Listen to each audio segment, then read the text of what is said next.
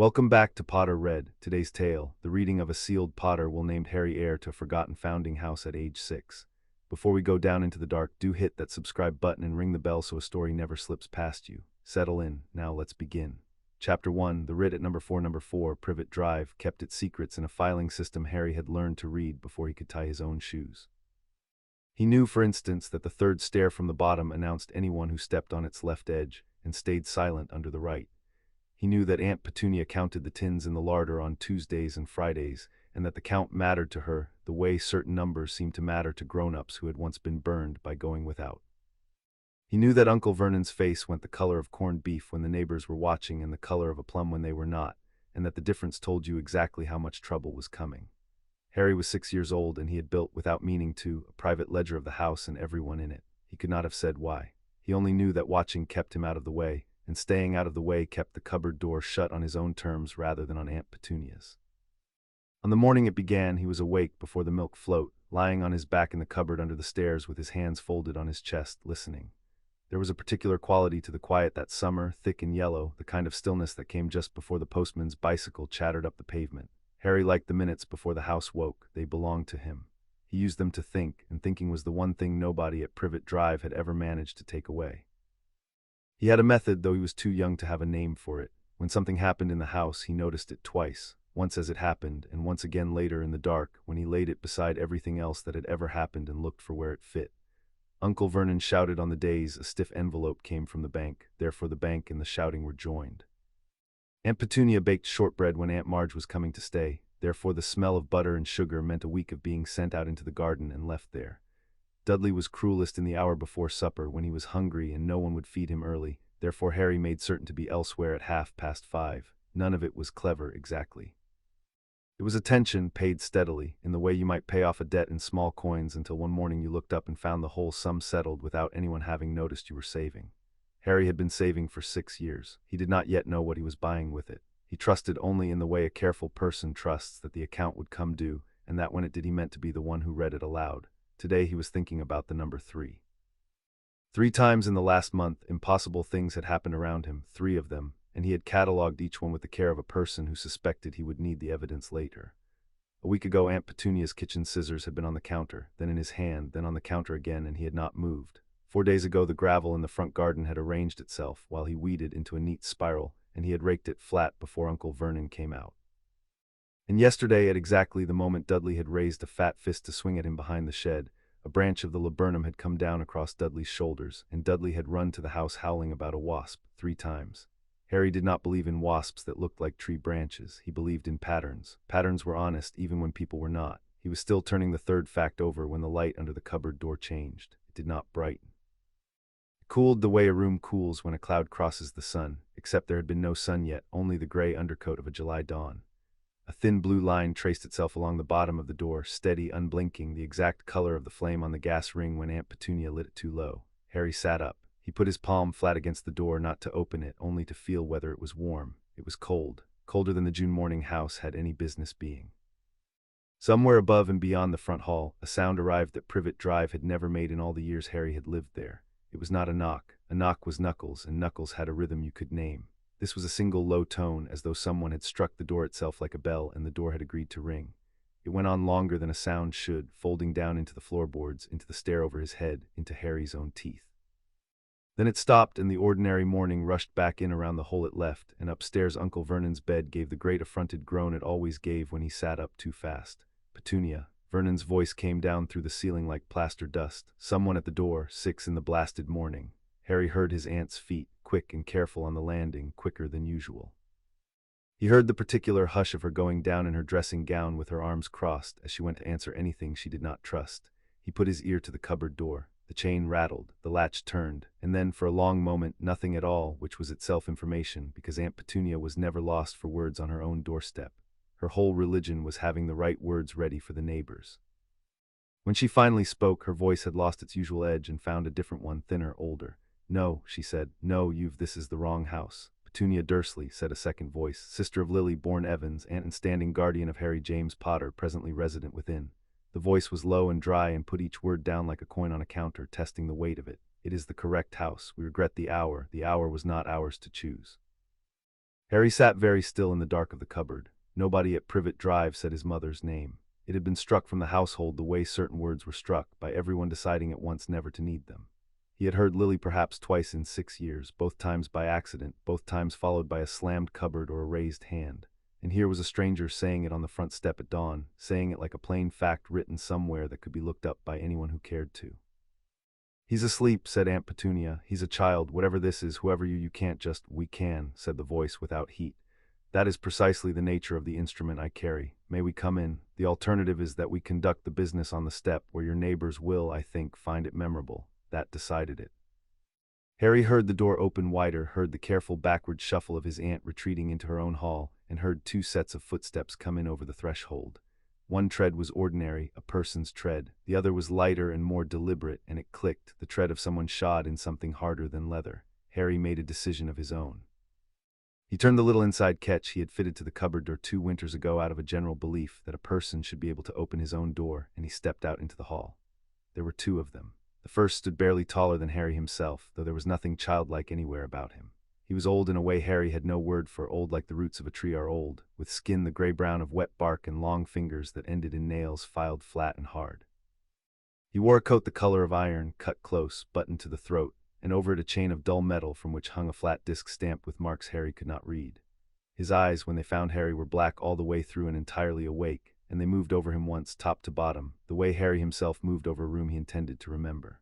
The second was taller, cloaked, and stayed by the door with the patience of a thing that has done this many times and expects to do it many times more. "Ah," said the first one softly. "There he is. Harry, go back to bed," said Aunt Petunia. Her hand had gone to the collar of her dressing gown and closed there. "This has nothing to do with you." "It has everything to do with me," said Harry. He did not say it to be rude. He said it because it was plainly, obviously true, and because pretending otherwise would waste everyone's time. He said my name, my whole name, and my mother's.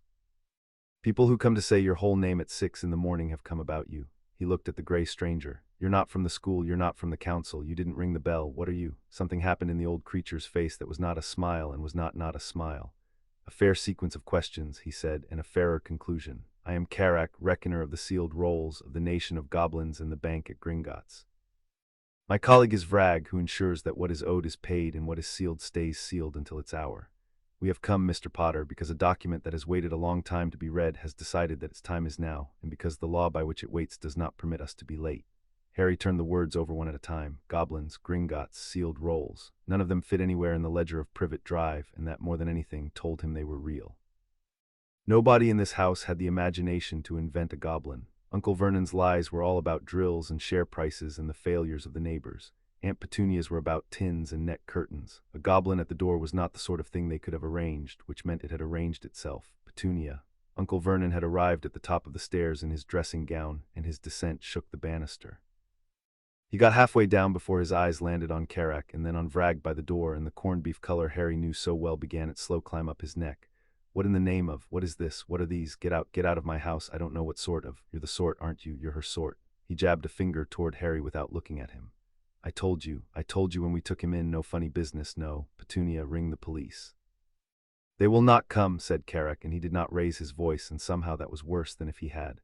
"Or rather, they will come, and they will see nothing, and they will leave, and you will be the man who called them out at dawn for no reason they can find. We would prefer to spare you the embarrassment, but that is your choice, Mr. Dursley, and it is nearly the only one this morning that is."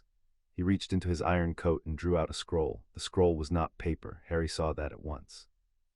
It was heavier than paper, and it held its curl the way metal holds a shape, and when Carrack unrolled a hand's width of it, the writing inside was not ink, but something that caught the gray hall light and threw it back in threads of dull gold. 3 seals hung from the bottom edge on cords, one black, one deep red, one a green so dark it was nearly the color of the cold flame that had come under the cupboard door. "This," said Carrack, "is a writ of blood-summons, drawn on the estate of the House of Potter, entered in the sealed rolls of Gringotts, witnessed and warded and sleeping until this morning, when the condition set upon it was met." He held it so that Harry could see, and did not hold it toward Vernon at all, which Harry noticed. The condition was a date and a life. The date was the 6th naming day of the last living heir of the Potter line. "The life is standing in this hall in his nightclothes, and by every proof the rolls can take, it is his." "His birthday," said Aunt Petunia. Her voice had gone very quiet. "It's not his birthday until the end of the month. His naming day," Carrack corrected gently, "is the day his blood was entered under his name. That was done the morning after he was born in a ledger you have never seen by a hand you never met. It came due at 5 minutes past midnight. The seal broke." I felt it break, madam, from beneath London, the way you might feel a tooth come loose in your own mouth, and when a seal of that age breaks, we do not send an owl, we come. Harry watched his aunt's face while Carrick spoke, because his aunt's face this morning was the most interesting document in the house. She was not surprised, that was the thing. She had gone very still, and her hand had found her collar and stayed there, closed, in the braced way of a person who has been waiting years for a knock and is only now finding out which door it will come to. She knew about the ledger. She had always known there was a ledger. You knew, Harry said to her. It was not an accusation. It was the last piece of a pattern clicking into place, and he said it as he might have said it's raining, because the evidence was overwhelming and the words simply named it. You knew there was something more than the car crash. He had been told his parents died in a car crash. He had never quite believed it, because the story had no edges, no street name, no year he could hold, and every true story he had ever heard had edges. That's why you look like that. You've been waiting. Aunt Petunia looked at him then, really looked, in a way she almost never did, and found in his face something that belonged to someone else.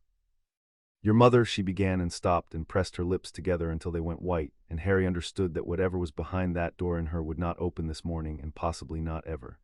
You look like your father, she finished, which was not what she had started to say. You always have, and it never did him any good. That, said Carrick, is a matter of some dispute, and it is, in fact, the substance of the reading.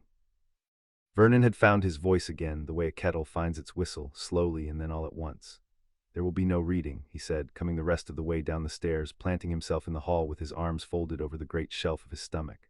There will be no writ, no goblins, no summons, none of it. This is a normal house on a normal street, and we are normal people, and we will not be dragged into whatever pit that lot climbed out of. The child stays here. He eats our food, he sleeps under our stairs, and he is our business, not the business of any bank. He was breathing hard by the end of it and pleased with himself, as he was after he had shouted down a waiter. Vrag, by the door, moved for the first time. He did not do anything dramatic.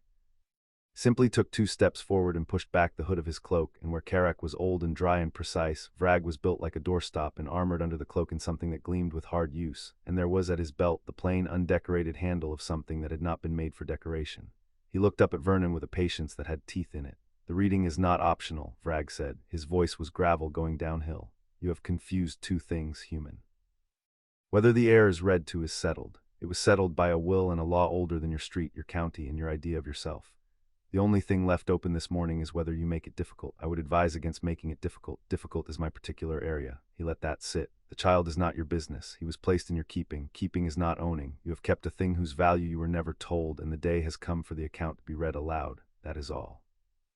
Sit or stand, but be quiet while your betters are speaking. Uncle Vernon opened his mouth and then closed it, and the plum color arrived and stayed, and he did not ring the police. Harry, meanwhile, had crouched a little to look more closely at the writ, because Carrick had let the scroll hang open, and Harry had never in his life been so close to something that wanted so badly to be understood. He could not read the gold threads. But he could see that the document had structure, blocks and lines, and down one side a column of dates, the earliest of them so old the numbers meant nothing to him. He put his finger near, not on the topmost seal, the black one.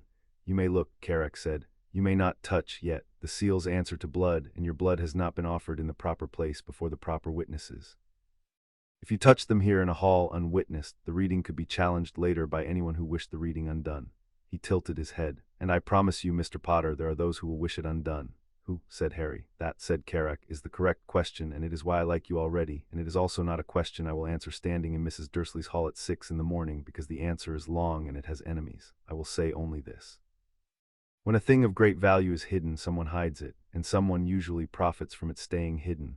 A will that sleeps for as long as this one has slept does not sleep by accident. It sleeps because sleeping was worth something to somebody. You have already worked out that patterns are honest. Hold on to that. You will need it before the day is out. Harry stood up straight. He looked at the column of dates he could not read, and at the 3 seals, and at the grey face of the creature who had crossed London before dawn to say his mother's name in a hall where it was forbidden, and he made the second decision of his morning. Then let's go and read it, he said. Aunt Petunia made a sound, low, involuntary. Harry, you said it never did my father any good, Harry said, turning to her, being who he was, but you don't actually know that, do you? Because nobody ever read you the will, that's what all this is. Somebody wrote down what was true and what was supposed to happen, and then it got shut in a drawer, and everybody just decided instead. You decided I go under the stairs. Somebody decided that, but nobody's read it. He looked back at Carrick. I want it read. I want to know what was supposed to happen, even if it's already too late for it to happen. I want to know. For a moment no one in the hall said anything. Then Carrick inclined his head, and it was, Harry understood, a mark of respect offered rarely and not lightly. Spoken, Carrick said, like an heir. He rolled the writ closed, and the gold threads folded away, and the 3 seals clicked together with a sound like a lock accepting a key. The bank will convey you and 1 guardian. Mrs. Dursley, the summons names you as standing guardian to attend or to decline in writing. The law does not require your presence. It requires only that you be given the choice, because you were the one to whom he was entrusted, and the rolls are scrupulous about who was entrusted with what. Petunia's hands were knotted in front of her. She looked at Harry, and Harry looked back at her, and something passed between them that had no name in the ledger, something that was not love and was not quite its opposite, something like 2 people recognizing that they had been characters in a story neither of them had been allowed to read. "I'll write my decline," she said at last, quietly. "I won't go there. I went once. I'll never go there again." Her throat worked once on something that was memory and not the moment, but he should have shoes and a coat. It's cold underground. She said it fast before the words could be taken back, and then she turned and went up the stairs and did not look at Vernon and did not look at Harry again, and the closing of her bedroom door was in its own way the loudest thing that had happened all morning. Carrick watched her go with the flat black attention of a creature reading yet another document. "Interesting," he murmured, mostly to himself. "She knows more than she has said. She will not have said the half of it." He looked at Harry. "Fetch your shoes and your coat, Mr. Potter. We have a distance to travel, and I dislike being late to my own reading." Harry had shoes of Dudley's, 2 sizes too big and worn to a shine at the toes, and a coat, also of Dudley's, with a zip that jammed at the 3rd tooth. He put them on in the cupboard under the stairs, sitting on the thin mattress that had been his whole horizon for 6 years, and while he laced the 2 big shoes, he looked around the little dark space with the odd sense that he was seeing it for the last time as a person who lived there, and the first time as a person who was leaving. The pencil marks on the underside of the stairs where he had measured his own height in secret, the crack of light under the door. The single toy soldier with the melted foot that he had found in the garden and hidden and never told anyone about. He put the soldier in his coat pocket. Then he stood, and he had to duck to stand, and he thought clearly and without drama. "I have had to duck to stand up in my own bedroom every day of my life, and I have never once questioned it because it was the pattern, and I mistook the pattern for the truth." He would not make that mistake again. He decided it there in the dark, with a jammed zip and a soldier with a melted foot in his pocket. Whatever was written in the gold threads of that scroll, he would hear all of it, and he would weigh all of it, and he would not let anyone decide it for him ever again. He came out of the cupboard for what he suspected was the last time and found Carrick waiting by the front door, and Vrag already gone ahead into the front garden, where the grey dawn had thickened into the beginnings of a proper morning. "How do we get there?" Harry asked. "Gringotts, is it far?" "It is under London," Carrick said, opening the front door onto Privet Drive, which is both far and not far in the way of important places. "We will not take your uncle's motor car. We will take the older road." Outside, at the curb where the milk float should have been, there stood instead a thing that had no business on Privet Drive and knew it. It was shaped roughly like a coach, black and lacquered, but there were no horses, and its wheels did not quite touch the road, and along its side, where a coach might carry a family crest, there was instead the same flat disc Carrick wore on his chain, stamped deep into the wood. The air around it did the same cold flame trick the light under the cupboard door had done, bending a little, refusing to be ordinary. Number 6's cat took one look at it, arched into a bottle brush, and went straight up the nearest fence. Harry stopped on the front path, not from any wish to bolt. He stopped because a thing like this deserved to be looked at properly, and because he had spent 6 years being hurried past everything interesting, and he was not going to be hurried past this. He took it in, the lacquer and the not quite touching wheels, and the way the hedge behind it showed slightly wrong through the bent air, and something opened in his chest that had been shut so long he had forgotten it could open. What opened had no tidy name. It was the plain, enormous, uncomplicated recognition that the world was bigger than Privet Drive, that it had always been bigger, that the bigness had been out here the whole time waiting on the other side of a story he had not been allowed to read. "You feel it," said Carrick, watching him. "Good. Most humans your age scream or grab for a grown-up's hand. You are counting the wheels." "There are only 3, said Harry. "It's got 3 wheels. That's wrong for a coach." "It is wrong for a coach," Carrick agreed, "and correct for what it is. 3 is a number the old instruments favor. You will meet 3 a great deal today. 3 seals, 3 witnesses, 3 proofs of blood. Get in, Mr. Potter."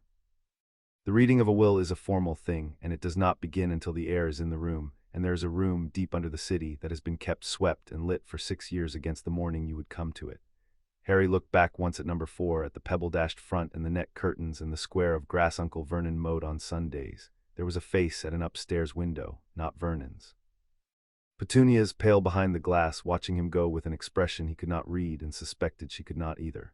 He lifted his hand to her, not quite a wave, more an acknowledgement, the way you might mark the end of a chapter you had lived through without understanding. She did not lift hers back, but she did not step away from the window, and she watched until he had climbed the little iron step into the coach, and that watching was its own kind of answer.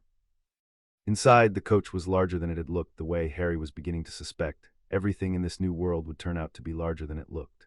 The seats were worn red leather, cracked with age but clean. On the wall opposite him hung a lamp with no flame in it that gave off a steady, sourceless light, the color of afternoon.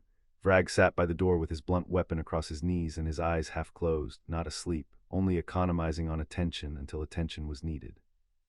Carrick sat across from Harry and drew the writ out again and laid it on the low table between them, though he did not open it. The coach moved. There was no jolt, no clap of hooves, no engine. Privet Drive slid backward past the window, and then the window went dark, not black but a deep moving gray, the color of a road that ran alongside the ordinary roads without ever quite being on them. What actually happens at a reading? Harry asked. If he was going to walk into a room and have his whole life read out of a scroll, he wanted the shape of the room first. He always wanted the shape of a thing first. You keep saying it like it's a ceremony. Is it just you reading out loud? It is the opposite of just, said Carrick. A reading is the most exact thing my people do, and we are a people who count grains of gold dust off the pan and enter them in the book. Listen, because you will be in the middle of it, and the heir who understands the procedure is a great deal harder to cheat than the heir who weeps into his sleeve.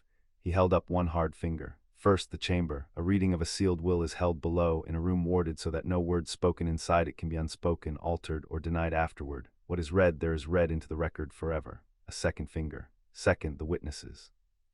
The law requires 3, one for the bank, one for the estate, and one who is neither, a neutral, so that no one may later say the reading was a thing the bank arranged for its own gain. 3 witnesses, 3 seals, 3 proofs of blood. I told you 3 would follow you today. A third finger joined the others. Third, the reading itself. Every clause is read aloud in full, in order, in the words the makers used. Nothing is summarized, nothing is skipped. If a clause is unclear, you may ask that it be read a second time and a third until it is clear, and no one in that room may hurry you, because a will read in haste is a will half-read, and a will half-read is no will at all. He lowered his hand. And once a reading has begun, Mr. Potter, it cannot be stopped, not by me, not by the director, not by the Minister of Magic himself. Should he trouble to come down, it may be finished. It may be challenged afterward by proof of fraud. But it cannot be halted halfway, because a reading halfway is exactly what someone stole from you 6 years ago, and the law learned that lesson long before you were born. Harry turned each part over and set it in place, the chamber, the 3 witnesses, the clauses read whole and unhurried, the door that could not be shut once opened. It was, he thought, the first fair thing anyone had described to him in his entire life. Good, he said simply. I like rules that can't be stopped halfway. You said there are people who will want the reading undone, Harry said, once the drive had disappeared. He had been holding the question the whole time, turning it, deciding how to ask it so that it would get answered. You wouldn't tell me who in the house. Will you tell me now? Carrick studied him. The sourceless lamp put no shine in his black eyes. They took the light and kept it. I will tell you what I can prove, he said, and nothing I cannot, because a reckoner who says more than he can prove is worse than useless. He is dangerous. Here is what I can prove. Your father, James Potter, and your mother, Lily, died on the night of the 31st of October, 1981. They left a will. That will was lodged with Gringotts in the ordinary way, as the wills of old families are, sealed with the blood of both makers. He paused. It was never read. Why not? Because, Carrick said, on the 2nd of November, before we could convene the reading, a request arrived, properly witnessed and properly sealed, that the reading be stayed. Stayed, not stopped. Delayed, in the interest, the request said, of the safety of the heir. There was a war. There were reasons a person might make such a request in good faith. So the reading was stayed, and you were placed by a separate authority with your mother's sister, and the will slept. He tapped the scroll once with a hard, flat nail. And here is the thing I have turned over for 6 years, Mr. Potter, the thing that is a splinter in the paw of every reckoner who has ever glanced at this file. A stay is meant to be temporary. Someone must lift it, or it must lapse. This one did neither. It simply held. Year after year it held, and no one asked why the heir of an old and considerable house was living under a stair in Surrey while his estate slept sealed beneath London. His voice did not rise. If anything, it went quieter and colder, and it was the coldest Harry had heard him yet. Somebody wished it to hold. Somebody who understood that a will unread is a will that cannot inconvenience the people the reading would inconvenience. I do not yet know their name, but I know the shape of them, the way you know the shape of a thief by the shape of the hole he leaves. And this morning, whether they wished it or not, the stay lapsed on a condition they could not reach, because the condition was you and your naming day and your blood coming of age in the rolls. They could delay a document. They could not delay a child growing older. Time is the one warder that cannot be bribed. Harry sat with that. He was 6, and there were words in it he did not know, but he had learned long ago that you did not need to know every word to understand the shape of a thing, and the shape of this thing was clear enough. Someone had decided he would live under the stairs. Someone had made sure the paper that might have said otherwise stayed shut. And that someone was, right now, somewhere in the city they were driving toward, and did not yet know that time had run out. I'm not frightened, Harry said, and it was true, and it surprised him a little that it was true. I thought I would be, but I'm not. I think I've been more frightened most days of nothing happening, of it just being the cupboard forever and nobody ever coming." He looked up at Karak. "Somebody came, even if it's bad news, even if it's people who want to undo it. Somebody came, and there's a room that's been kept lit for me for 6 years, and that's more than I thought there was. So no. I'm not frightened, I want to read it." Vrag by the door opened one eye. He looked at Harry for a long moment, and then he looked at Karak, and something passed between the two goblins that Harry could not read but understood to be significant. "6 years old," Vrag said to no one in particular in his gravel voice, "and he is already harder to frighten than the uncle." He closed the eye again. "Good. The ones we bring in weeping are a great deal of paperwork." Gray outside the window began gradually to lighten and then to take on color, and then to resolve into something Harry pressed close to the glass to see. They had come up out of the older road into a street, but not any street he knew, a narrow, crooked street of leaning shop fronts packed close, their windows crowded with things he had no names for. A cauldron the size of a bathtub, a cage of birds that were not quite birds, a broomstick in a shop window, mounted on a stand and lit like a jewel. People in long robes, moving in the early light, some hurrying, some ambling, none of them looking twice at the black three-wheeled coach, because in this street, Harry understood, the coach was the ordinary thing, and he, in Dudley's two big shoes with a melted soldier in his pocket, was the visitor. He drank it in through the glass and could not drink fast enough. A shop front hung with quills that wrote by themselves, scratching lines of fire onto a board that wiped itself clean and began again. A woman in plum robes leading a trunk on 6 brass legs that trotted after her like a dog. A tower of cauldrons stacked so high the top one was lost in the low morning mist, and every cauldron humming faintly on a different note, so that the whole tower sang a chord you felt in the soles of your feet before you heard it in your ears. Colors he had no names for moved in the windows, and smells came off the street even through the sealed coach, wood smoke and cold iron and something green and resinous and old. It was too much to hold, and he did not try to hold it. He let it pour through him and trusted that the important parts would stay, the way the important parts of everything always stayed once you had learned to pay attention. 6 years of gray pebble dash and net curtains fell off him in the space of a single crooked street, and what was left underneath, blinking, was a person who had always suspected the world was larger than he had been shown, and was being proven right through a pane of coach glass at 6:30 in the morning. At the end of the crooked street, where it opened into a small square, stood a building that made the rest look like toys. It was white and old, and it did not stand straight. It leaned gently, as though it had settled over centuries into a shape that suited it better than the one it was built to. Great bronze doors stood at the top of a flight of white steps, and above the doors, cut into the stone in letters even Harry could tell were meant to be read slowly, ran a line of words. He could not make out all of them from the coach. But he could make out the shape of the place, its weight, the way it sat in the square like a fact that no amount of arguing could move, and he knew, before Karak said it, where they had come. Gringotts, Karak said, and there was under the dryness something that in a human Harry might have called pride. The safest place in this world or the next, save one. Everything of value that the wizarding world does not trust to itself, it trusts to us, and we have never, in all our history, given up what was placed in our keeping, nor read aloud a thing before its rightful hour. The coach slowed and drew up at the foot of the white steps and stopped without a jolt. Your hour, Mr. Potter, is now. Mind the shoes. The steps are older than they look, and they do not forgive a hurried foot. Harry looked up at the leaning white building, at the bronze doors, at the words cut into the stone, and he put his hand into his coat pocket and closed it around the soldier with the melted foot, the one thing he had brought out of 6 years under the stairs. Then he climbed down out of the coach into the crooked street that smelled of wood smoke and cold metal and something green and sharp he had no name for, and he began, in Dudley's two big shoes, to climb the steps to have his will read to him. Behind him, far away and above, in a house on a street where nothing was ever supposed to happen, Petunia Dursley stood at an upstairs window long after the coach had gone, holding the edge of the net curtain in a fist that would not open, saying nothing, to no one, about a sister whose name she had not spoken aloud in 6 years, and had heard at last from a stranger at dawn. On the front step of a house that had never once been a home to the child now climbing a white staircase under London toward the truth. Chapter 1 and Chapter 2. The sealed rolls, the words above the bronze doors were meant to warn thieves, and they warned Harry too, though not in the way they intended. Enter, stranger, but take heed of what awaits the sin of greed. He read them slowly, one at a time, the letters cut so deep the shadows inside them held their own small pools of dark. He read them again. Then he understood something that most people who climb these steps never trouble to understand, and he said it out loud, because saying a true thing out loud was how he made sure he believed it.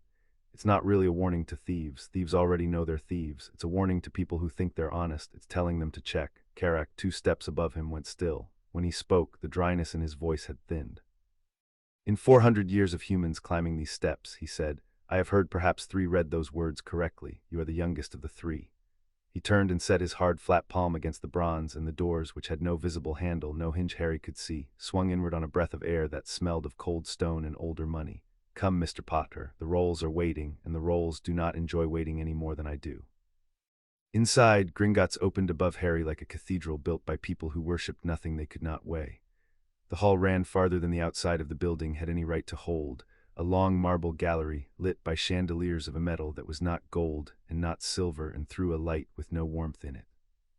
Down each side ran high counters, and behind the counters sat goblins on tall stools, dozens of them, hundreds, scratching in ledgers with quills, weighing gemstones on brass scales, counting coins in stacks so precise they might have been carved from single blocks.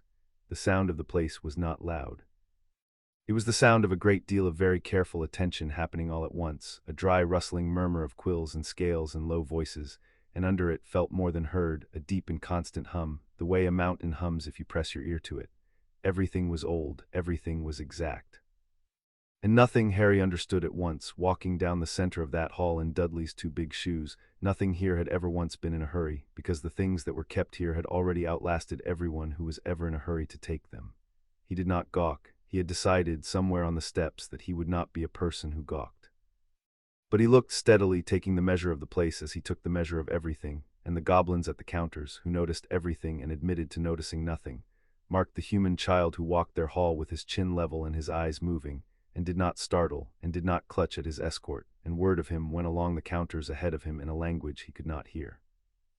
At the far end of the hall, where the marble gave way to a set of doors even the chandeliers seemed to lean toward, a goblin waited who was dressed more plainly than any of them, and who was, Harry understood immediately, the most important creature in the building. He was neither tall nor young. His coat was black without ornament, and where the others wore chains of dull metal, he wore only a single ring, worn thin, on a hand that had signed a great many things. His eyes were the color of a coin left too long in the earth. When Carrick stopped before him and inclined his head, the gesture had a depth to it that the earlier ones had not. "Director," said Carrick. "Reckoner," said the director. His voice was quiet, and quiet in that hall meant everyone within 30 feet arranged themselves to listen without appearing to. So the Potter's seal did break. I felt the ledgers turn over in the night. I confess I half hoped I had dreamed it. His coin-colored eyes moved to Harry and rested there and did not soften, because softening was not a thing they did, but they took him in completely, the way a jeweler takes in a stone he has heard about for years and is only now permitted to hold to the light. "Harry James Potter, I am Ragnarok, director of this bank. Your family has kept its account with us since before your island had a king it would admit to. I knew your grandfather. I did not like him. He was honest, which in a wizard is so rare it is nearly rude. The nearest thing to dry humor crossed his face and was gone. You will forgive me if I do not welcome you. This is not a welcoming bank, but I will say this and mark it because I do not say it lightly and I will not say it twice. What is about to be read to you has been read to no one for 6 years because someone arranged that it not be. That arrangement ended at midnight.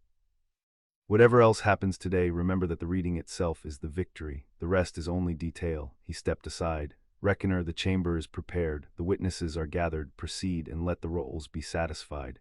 The doors behind him opened onto a stair that went down. It went down a long way, cut straight into rock that grew colder and older with every turn, lit by the same warmthless flames, and Harry counted the steps because counting was what he did with a stair, and lost count somewhere past 200, which had never happened to him before, and he found he did not mind, because a stair that could not be counted was a promise that the thing at the bottom of it was worth the descent. Vrag went ahead. Carrick walked beside him. Neither spoke, and Harry did not either, and the silence between them was the kind that came before something rather than after. They passed doors as they went down, set into the rock at the turns of the stair, round doors of dark metal without handles, each marked with a device and a date, and Harry understood without being told that behind each of them lay a vault, and that these were the shallow ones, the ones near the surface, and that the stair went down past them into a dark where the doors were older and the dates ran out of numbers he could read. Between the doors and the wall itself ran a seam of the same pale metal that veined the chamber below, and it was cold to be near, colder than the rock, and it pulsed faintly once every few seconds like a slow pulse in a sleeping thing. Carrick saw him notice it. "The rolls run through the whole mountain," the reckoner said, not slowing. "Every account, every will, every proof of blood ever taken here, written into the stone where fire cannot reach it and no hand can lift it out. You are walking down through 600 years of other people's secrets, Mr. Potter. Mind your feet and keep your questions until we are in the chamber where they can be answered into the record." The chamber at the bottom was round and domed and older than anything Harry had ever stood inside. The walls were black stone veined with a metal that caught the light and held it, so that the whole room seemed to be lit from within its own bones. Around the edge stood tall niches, and in the niches stood scrolls, thousands of them ranked and dated and sealed, going up into a dark the flames did not reach. In the center stood a round table of the same black stone, and set into the table, flush with its surface, was a disc of pale metal marked with lines that met at a point, the way roads meet at a crossroads. 5 chairs stood around the table, 3 were occupied. The witnesses, said Carrack, and named them, and the naming was itself part of the rite, each name spoken into the room where no word could later be unspoken. For the bank, Silverquill, keeper of the reading record, who will set down every word that passes here. A narrow goblin with ink-stained fingers and a quill already poised over a bound book inclined his head without looking up. For the estate, Thagdrim, keeper of the Potter accounts, who has held the ledgers of this house for 90 years and will speak to what they contain. A broad, heavy goblin with a stack of ledgers before him and reading lenses pushed up on his brow gave Harry a long, measuring look and a slow nod, and there was something in it, from an old creature who had watched the Potter account sit sealed and silent for 6 years, that was almost an apology. And for neither, sworn to the truth of the reading and beholden to no party in it, Madame Cordelia Marsh, independent examiner of magical estates, drawn this morning by lot from the roll of sworn neutrals. Madame Marsh was the oldest human Harry had ever seen. She was small and upright and dressed in gray, with a face like a folded map and eyes that were still perfectly sharp inside all those folds. She looked at Harry for a long moment across the black table, and whatever she saw made her mouth tighten, not in disapproval, but in the way of a person adding a sum and not liking the total. "They put you under a stare," she said. "It was not a question. I can see it on you, child, the way you stand at the edge of a room and wait to be told you're allowed in it." She turned her sharp eyes on Carrack. "Read the will, reckoner, read all of it. I have witnessed 40 years of these, and I have learned to tell in the first 5 minutes whether I am witnessing a reading or a burial. Let us find out which this is." There was a 4th figure in the chamber, standing, not seated, against the wall by the stair, and Carrack turned to him last and with the least warmth of all. "And observing by leave of the bank and not by right," Carrack said, "Mr. Ansel Grimsby of the Ministry Department of Records, who arrived unbidden this morning with a request to attend, and whose request the bank granted so that no one may say afterward the ministry was kept in the dark. Mr. Grimsby will observe. Mr. Grimsby will not speak, will not question, and will not touch. Is that understood, Mr. Grimsby?" Grimsby was a soft, pale man in a suit too good for a clerk, with a way of holding his hands folded in front of him that reminded Harry of Aunt Petunia when the vicar came. "Perfectly, reckoner," he said, and his voice was pleasant, and it was the coldest thing in the room, colder than the stone. "I am here only to see that everything is done correctly. The department takes a great interest in old wills. They so often contain irregularities. One likes to note them for the record." He smiled at Harry, and the smile went nowhere near his eyes. "Hello, young man, what a very long way you've come." Harry looked at him and said nothing, because he had learned under the stairs that the safest answer to a grown-up who smiled like that was to give them nothing to work with. But he added Grimsby to the ledger. "Arrived unbidden. Suit too good for a clerk. Wants to note irregularities before he could possibly know there are any."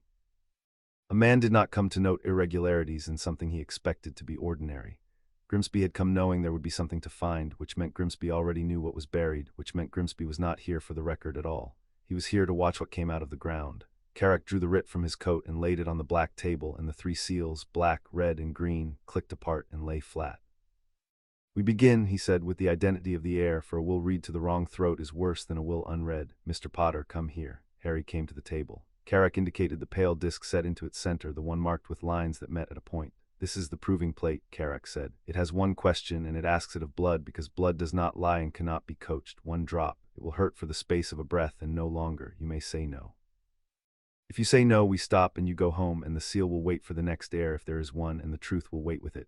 That is your right. I will not pretend it is a real choice for a person like you, but the law requires that I offer it, and I have never once broken the law in this chamber, and I do not intend to begin with you." He set on the table a thin sliver of silver, bright and clean. "Well." Harry looked at the plate and the sliver and the ring of faces around the table, the ledger-keeper with his poised quill, the old estate goblin who had watched his account sleep, the ancient neutral witch who had known before he sat down that he had been kept at the edge of rooms, and the soft, cold man by the wall who wanted to note irregularities. He thought about the cupboard and the pencil marks and 6 years of not being told the story he was in. He held out his hand. "You don't have to sell it to me," he said. "I already came all this way. Do it." The sliver touched the pad of his finger, cold and then sharp, and a single drop of red welled up, and Carrack guided his hand over the plate, and the drop fell and struck the pale metal at the point where all the lines met. The room answered. The lines of the plate filled with light, running outward from the drop along every road at once, and where the light reached the edge of the disc it did not stop but leapt up into the veins of metal in the walls, and the whole domed chamber woke, every vein alive, the ranked scrolls in their niches throwing back the glow, so that for a moment Harry stood at the center of a sphere of cold, burning silver. And the deep hum he had felt in the marble hall far above rose here to something he could feel in the roots of his teeth and the floor of his chest, a sound like a great bell rung so slowly that a single stroke of it took years. It was not warm, nothing here was warm, but it was alive and it was old beyond his imagining, and it had woken because of one drop of his blood, and the recognition of that ran through him and lifted every hair on his arms. Silverquill's quill had stopped. Thagdrim had risen half out of his chair, even Vrag by the wall had straightened. "The plate confirms," said Carrack, and his voice was not entirely steady, and he was a creature whose voice was always steady. "By blood, without question or challenge, the heir of the House of Potter. Sit down, Mr. Potter." Harry sat. Carrack remained standing and looked at the writ, and Harry saw the old goblin gather himself, because whatever was written on that scroll, Carrack was about to read it into a room where it could never again be pushed back into the dark. "The Black Seal is open. We read the last will and testament of James Fleamont Potter and Lily Potter, born Evans, made in their own hands, sealed in their own blood, lodged with this bank on the 12th of August, 1981. I read it in full. I read it in their words." Silverquill set it down. He read the opening of it, the plain declarations, the sound mind and the date, and Harry listened to his parents' will in the voice of a goblin in a chamber under London and found that the words had edges. That was the thing he noticed first, before the meaning of any of them arrived. They had edges, names and dates and sums. His father had a middle name, Fleamont, and it was a ridiculous name, and Harry loved it instantly and completely because it was true, and no one had ever given him a true thing about his father before, not one in 6 years. His mother had signed her maiden name in brackets after her married one, as though she had wanted the record to hold both of the people she had been. These were not the parents of the car crash story, the story with no edges. These were people who had sat down at a table in August and thought carefully about what would happen to their son if the worst came, and had written it down, and had believed, signing it, that writing it down would be enough. "Clause the first," Carrack read, "concerning the guardianship of our son, Harry James Potter, should we both die before he reaches his majority. It is our first, last, and dearest wish that he be raised by his godfather, Sirius Orion Black, whom we name without hesitation or condition, and whom we have already charged in life with our son's protection. Sirius is to have him. Sirius knows our minds. Sirius will raise him laughing, which is more than most children get, and it is what we want for ours." Carrack paused. The chamber held very still. "Should Sirius be unable or unwilling," he read on, "the guardianship passes in this order, to Alice and Frank Longbottom, who are as our own family, then to Marlene if she lives, then to any of the order who will swear to it. We name our friend Remus Lupin with love and with grief, and we know the law will not allow him the guardianship it should, and we set down here that this is the law's cowardice and not his unworthiness, and we ask whoever reads this to remember that a good man was refused our son for a thing that was never his fault." Madame Marsh's folded face had gone very still. Thagdrim had put down his reading lenses. "And we set down last," Carrack read, and here his dry voice went flat and careful, the voice of a creature reading something he wanted every ear in the room to catch, "that under no circumstances, in no extremity, for no reason of blood or convenience, is our son to be given into the keeping of Petunia and Vernon Dursley of Surrey.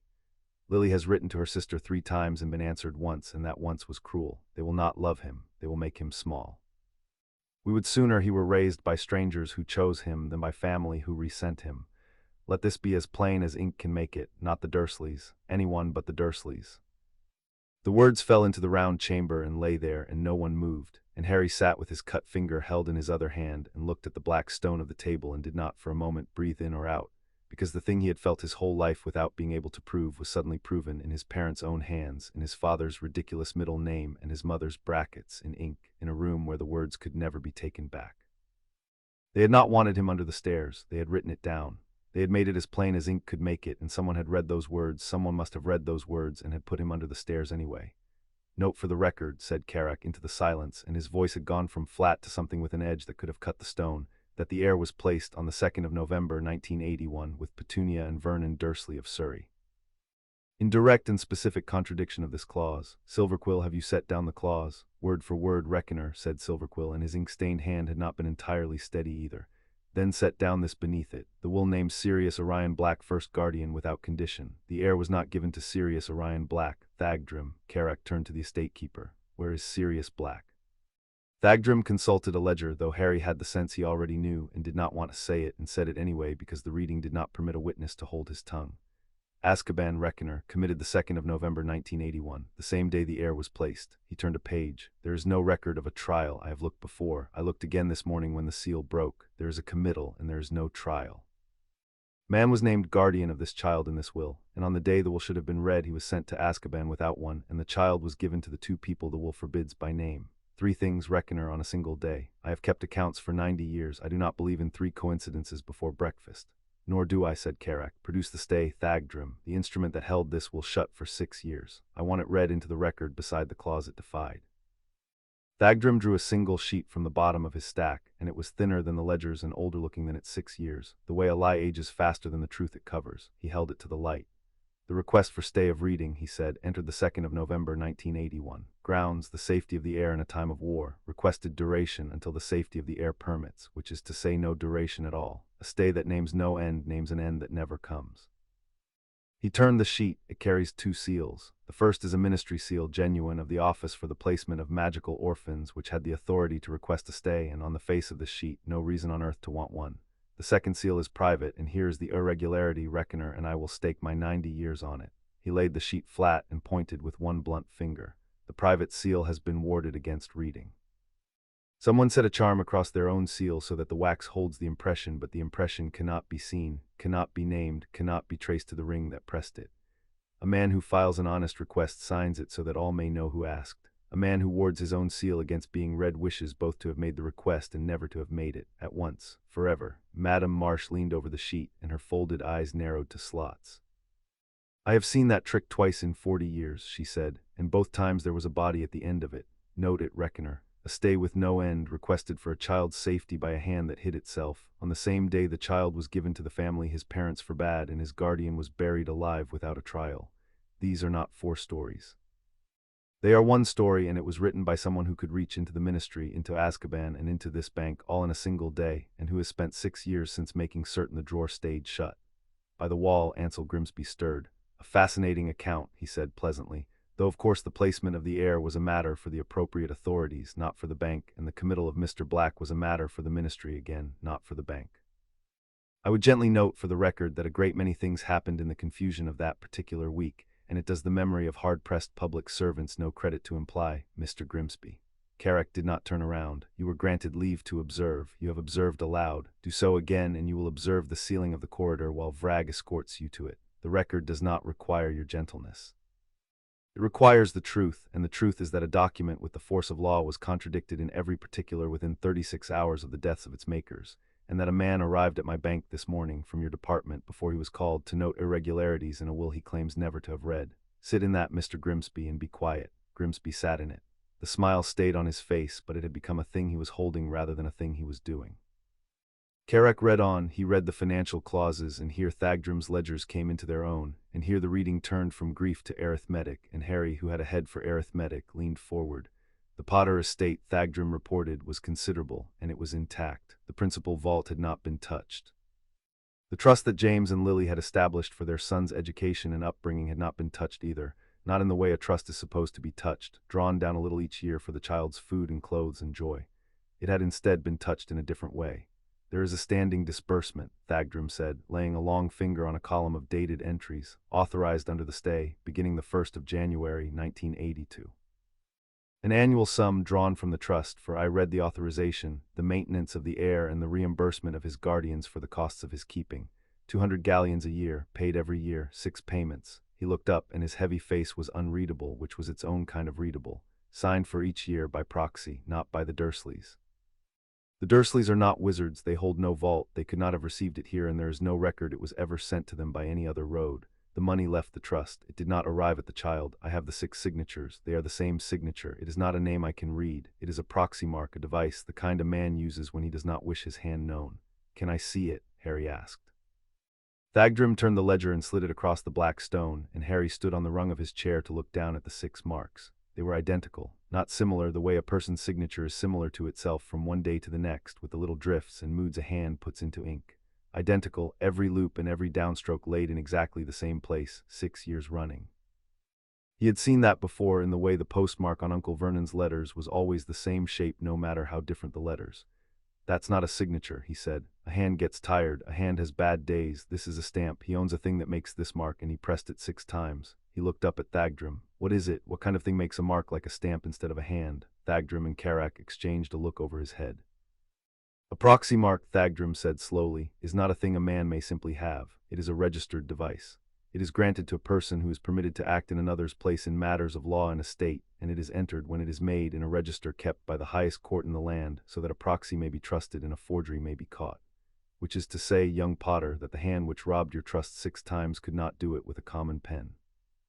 Had to use a device that only a man of standing may lawfully hold, a man enrolled before the Wisengamot itself. He tapped the 6 identical marks. He hid his name. He could not hide that he is a man permitted to press it. That is a smaller pool of thieves than all the world. That is a pool of a few hundred at most.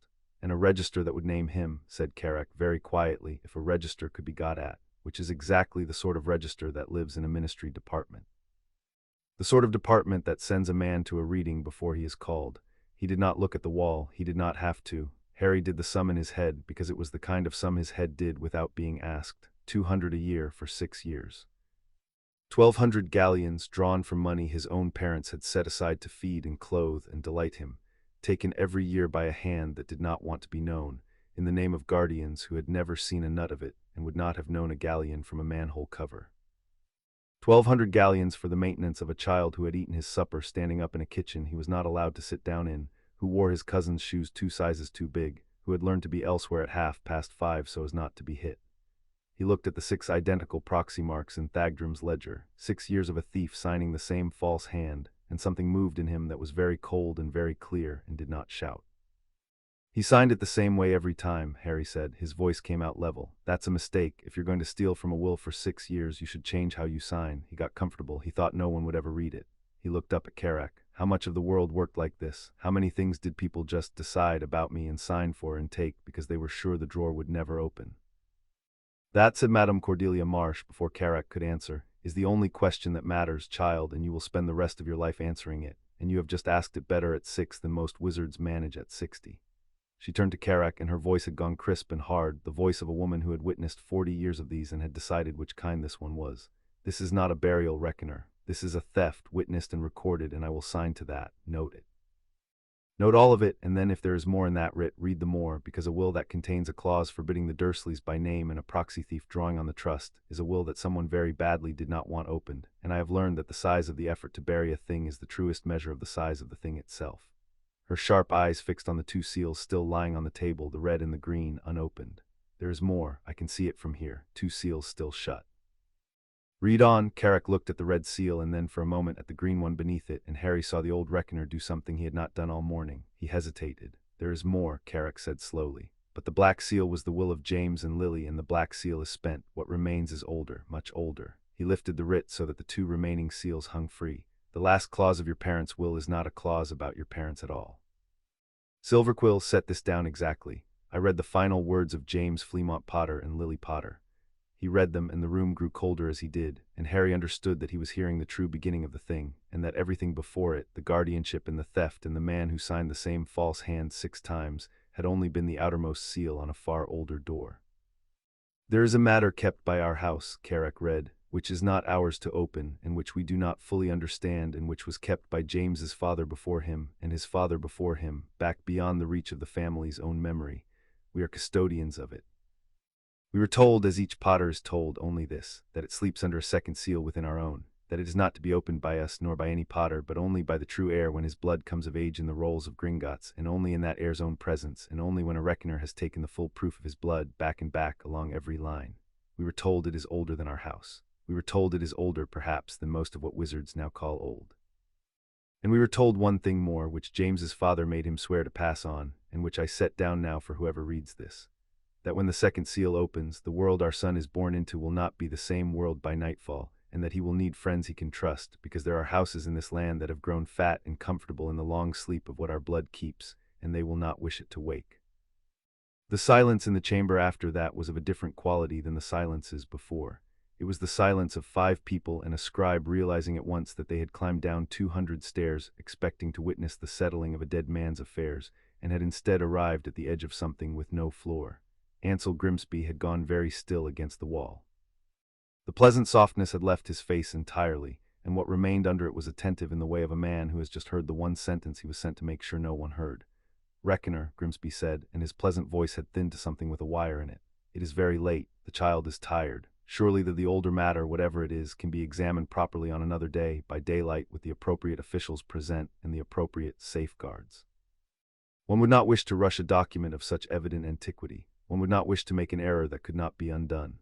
"No," said Carrick, "one would not." He set the writ down flat, the red seal and the green seal side by side on the black stone, and he looked across the table at Harry, and his black eyes had in them at last a thing Harry had no ready word for. Goblins did not flinch. He had watched them all morning, and not one of them had flinched at anything. This was not flinching. It was the stillness of a creature standing at the mouth of a cave it has heard about all its life, and never once expected to be asked to enter. "The red seal opens to the proof of blood, Mr. Potter, not the drop we have already taken. That proved you the heir of Potter, and it was enough for your parents' will. This is a deeper proof. It reads your blood backward, generation upon generation, and unrolls the line of you until it finds what your family has been keeping the door on for longer than your family has known there was a door. It cannot be hurried. It cannot be done tomorrow in daylight with the appropriate officials, whatever Mr. Grimsby would prefer. It is done here now in the presence of the heir and the sworn witnesses, or it is not done at all, and if it is not done at all, then the second seal stays shut and the older matter sleeps another lifetime." He leaned forward and put one hard flat hand on the black table on either side of the two waiting seals. "The bank will not choose that for you. I told you at your uncle's door that the reading was not optional. That was true of your parents' will. This is not your parents' will. This is the door they kept. Whether it opens is, at last, a real choice, and it is yours, and it is the first true choice anyone has offered you in your life, and I will not touch that seal until you tell me to." Harry looked at the two seals, red and beneath it green, the green so dark it was nearly the color of the cold flame that had come under the cupboard door at dawn, a lifetime ago that morning. He looked at Grimsby, who wanted it left for daylight and appropriate officials. He looked at Madame Marsh, who had said the size of the effort to bury a thing was the truest measure of the size of the thing. He looked at the old estate goblin who had watched his account sleep for 6 years, and at the scribe with his ink-stained hands, and at Vrag by the wall, and at the round chamber lit from within its own bones, the oldest room he had ever stood inside, waiting on the word of the smallest person in it. He thought about the cupboard. He thought about the story with no edges. Thought about a man who signed the same false hand 6 times because he was sure the drawer would never open. "My father's father made him swear to pass it on," Harry said. His voice was quiet and it did not shake. All the way down the line, every Potter kept the door and never once looked behind it because they promised they'd only open it for the true heir when his blood came of age. He put his cut finger, the one that had already answered the plate once, flat on the table beside the red seal.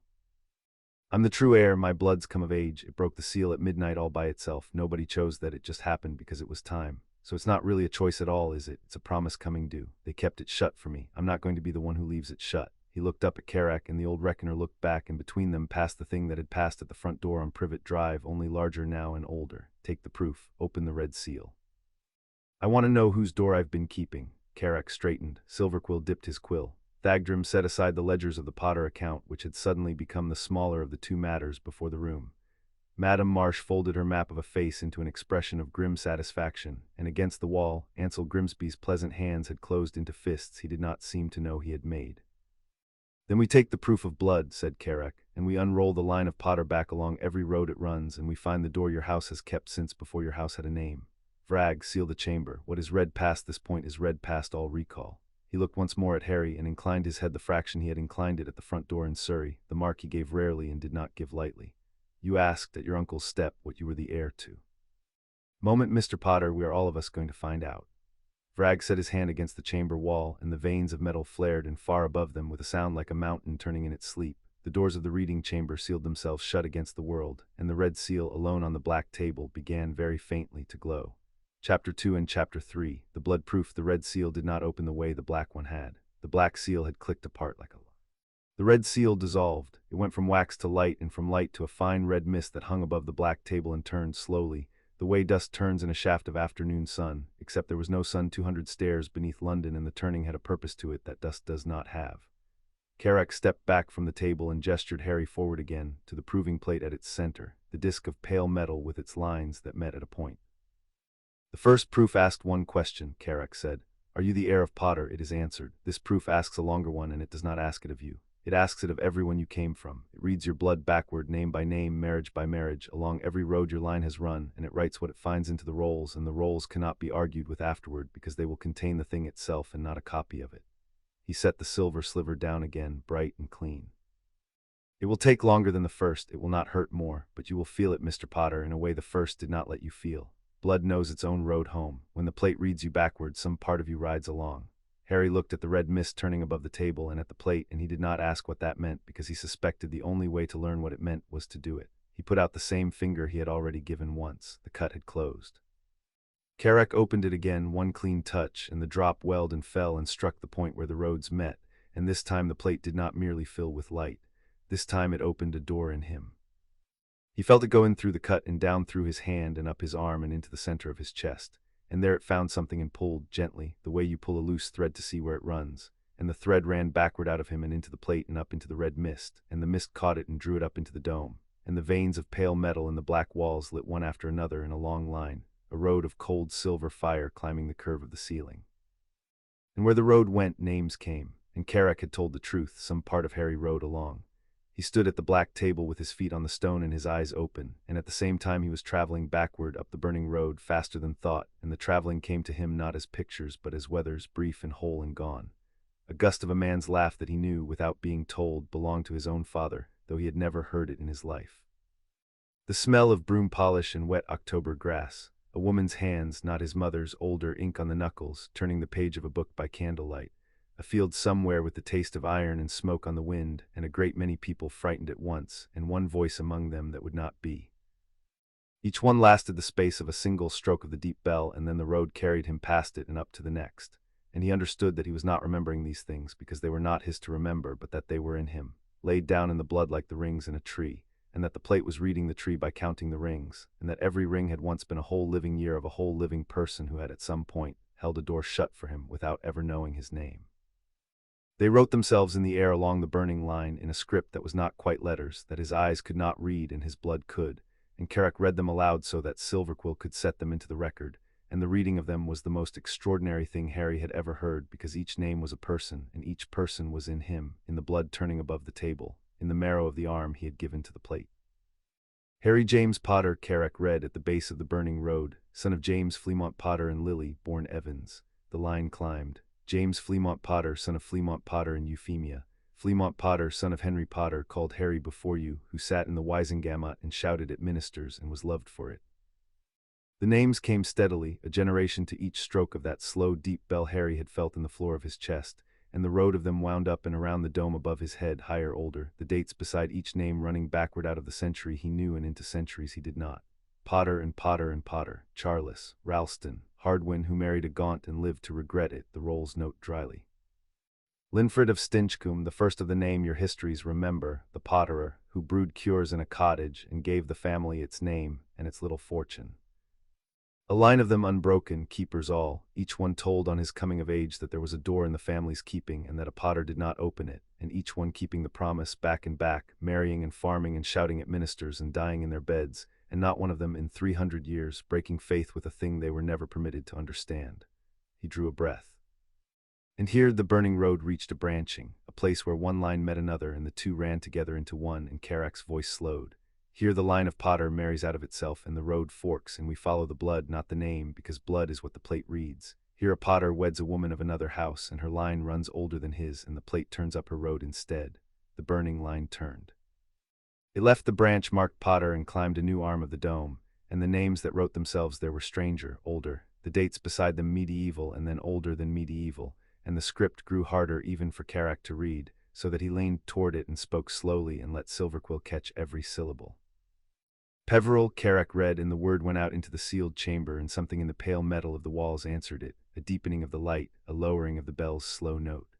The line runs into the house of Peveril. Note it, Silverquill, note it twice. There are those above ground who would give whole vaults to know what I am reading into the record this moment. The Potters descend through the female line from the house of Peveril, and the house of Peveril is old past the memory of most who now call themselves ancient. Ignatus, Cadmus, Antioch, the three brothers of the oldest tale your people tell, Mr. Potter, the tale so old it wears the coat of a nursery rhyme so that no one will notice it is history. He looked down at Harry, and the cold silver light lay along the ridges of his gray face. You are the blood of the Peverils. That alone would make this the most significant reading I have witnessed in 40 years of reckoning. That alone would set the whole of Wizarding Britain talking for a decade. There are collectors, Madame Marsh said quietly, not lifting her eyes from the climbing road, who have spent long lives and longer fortunes chasing the relics that name attaches to. Old men who whisper about 3 brothers and 3 gifts and a road walked out of a story into the ground. Most of it is smoke, child. Most of it is old men wanting the tale to be true because the tale flatters them. But the blood is not smoke, the blood is on the plate, and there are those who would want the blood as much as ever they wanted the relics, and for worse reasons, so you will be wise when you are older to say the name Peveril to very few and the name after it to fewer still. The name after it is the one that matters, said Carrack, and it is not smoke either. He turned his black eyes back up to the burning road. And it is not, Mr. Potter, the significant part. The Peveril line is only the road that carries us to the door. Watch, the plate is not finished, it is still climbing.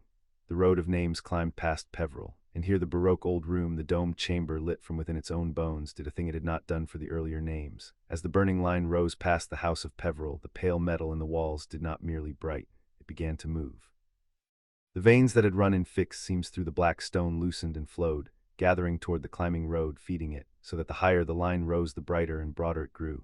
No longer a thread but a river of cold fire pouring up the inside of the dome, and the deep bell note that had marked each generation rose with it. No longer a single stroke, but a chord, a vast slow harmony that came up out of the mountain itself, out of the 600 years of sealed rolls written into the rock.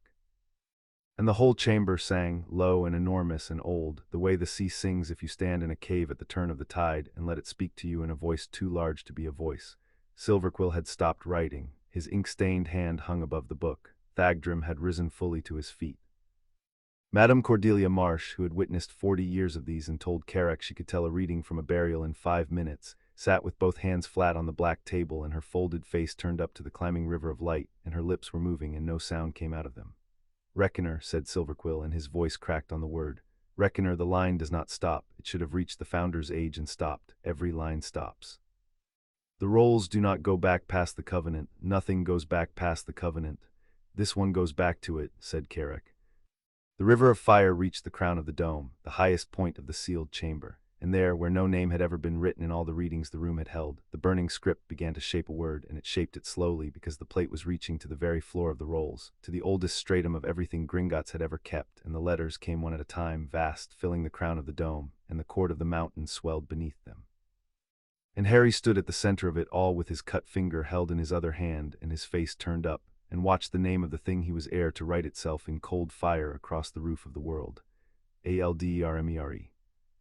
The word finished, and the mountain's chord resolved into a single held note, deep and plain, and then gradually into silence, and the river of light banked itself down to a steady glow, and the name hung in the crown of the dome, burning quietly, older than the room, older than the bank, older than nearly everything the wizarding world had a word for. For a moment no one in the chamber spoke. The name did all the speaking. It was Ragnock who broke the silence, and Harry had not seen him come, but the director of Gringotts stood now at the foot of the sealed stair, having entered through doors that Harry had watched close against the world, and no one, apparently, sealed a chamber against Ragnock.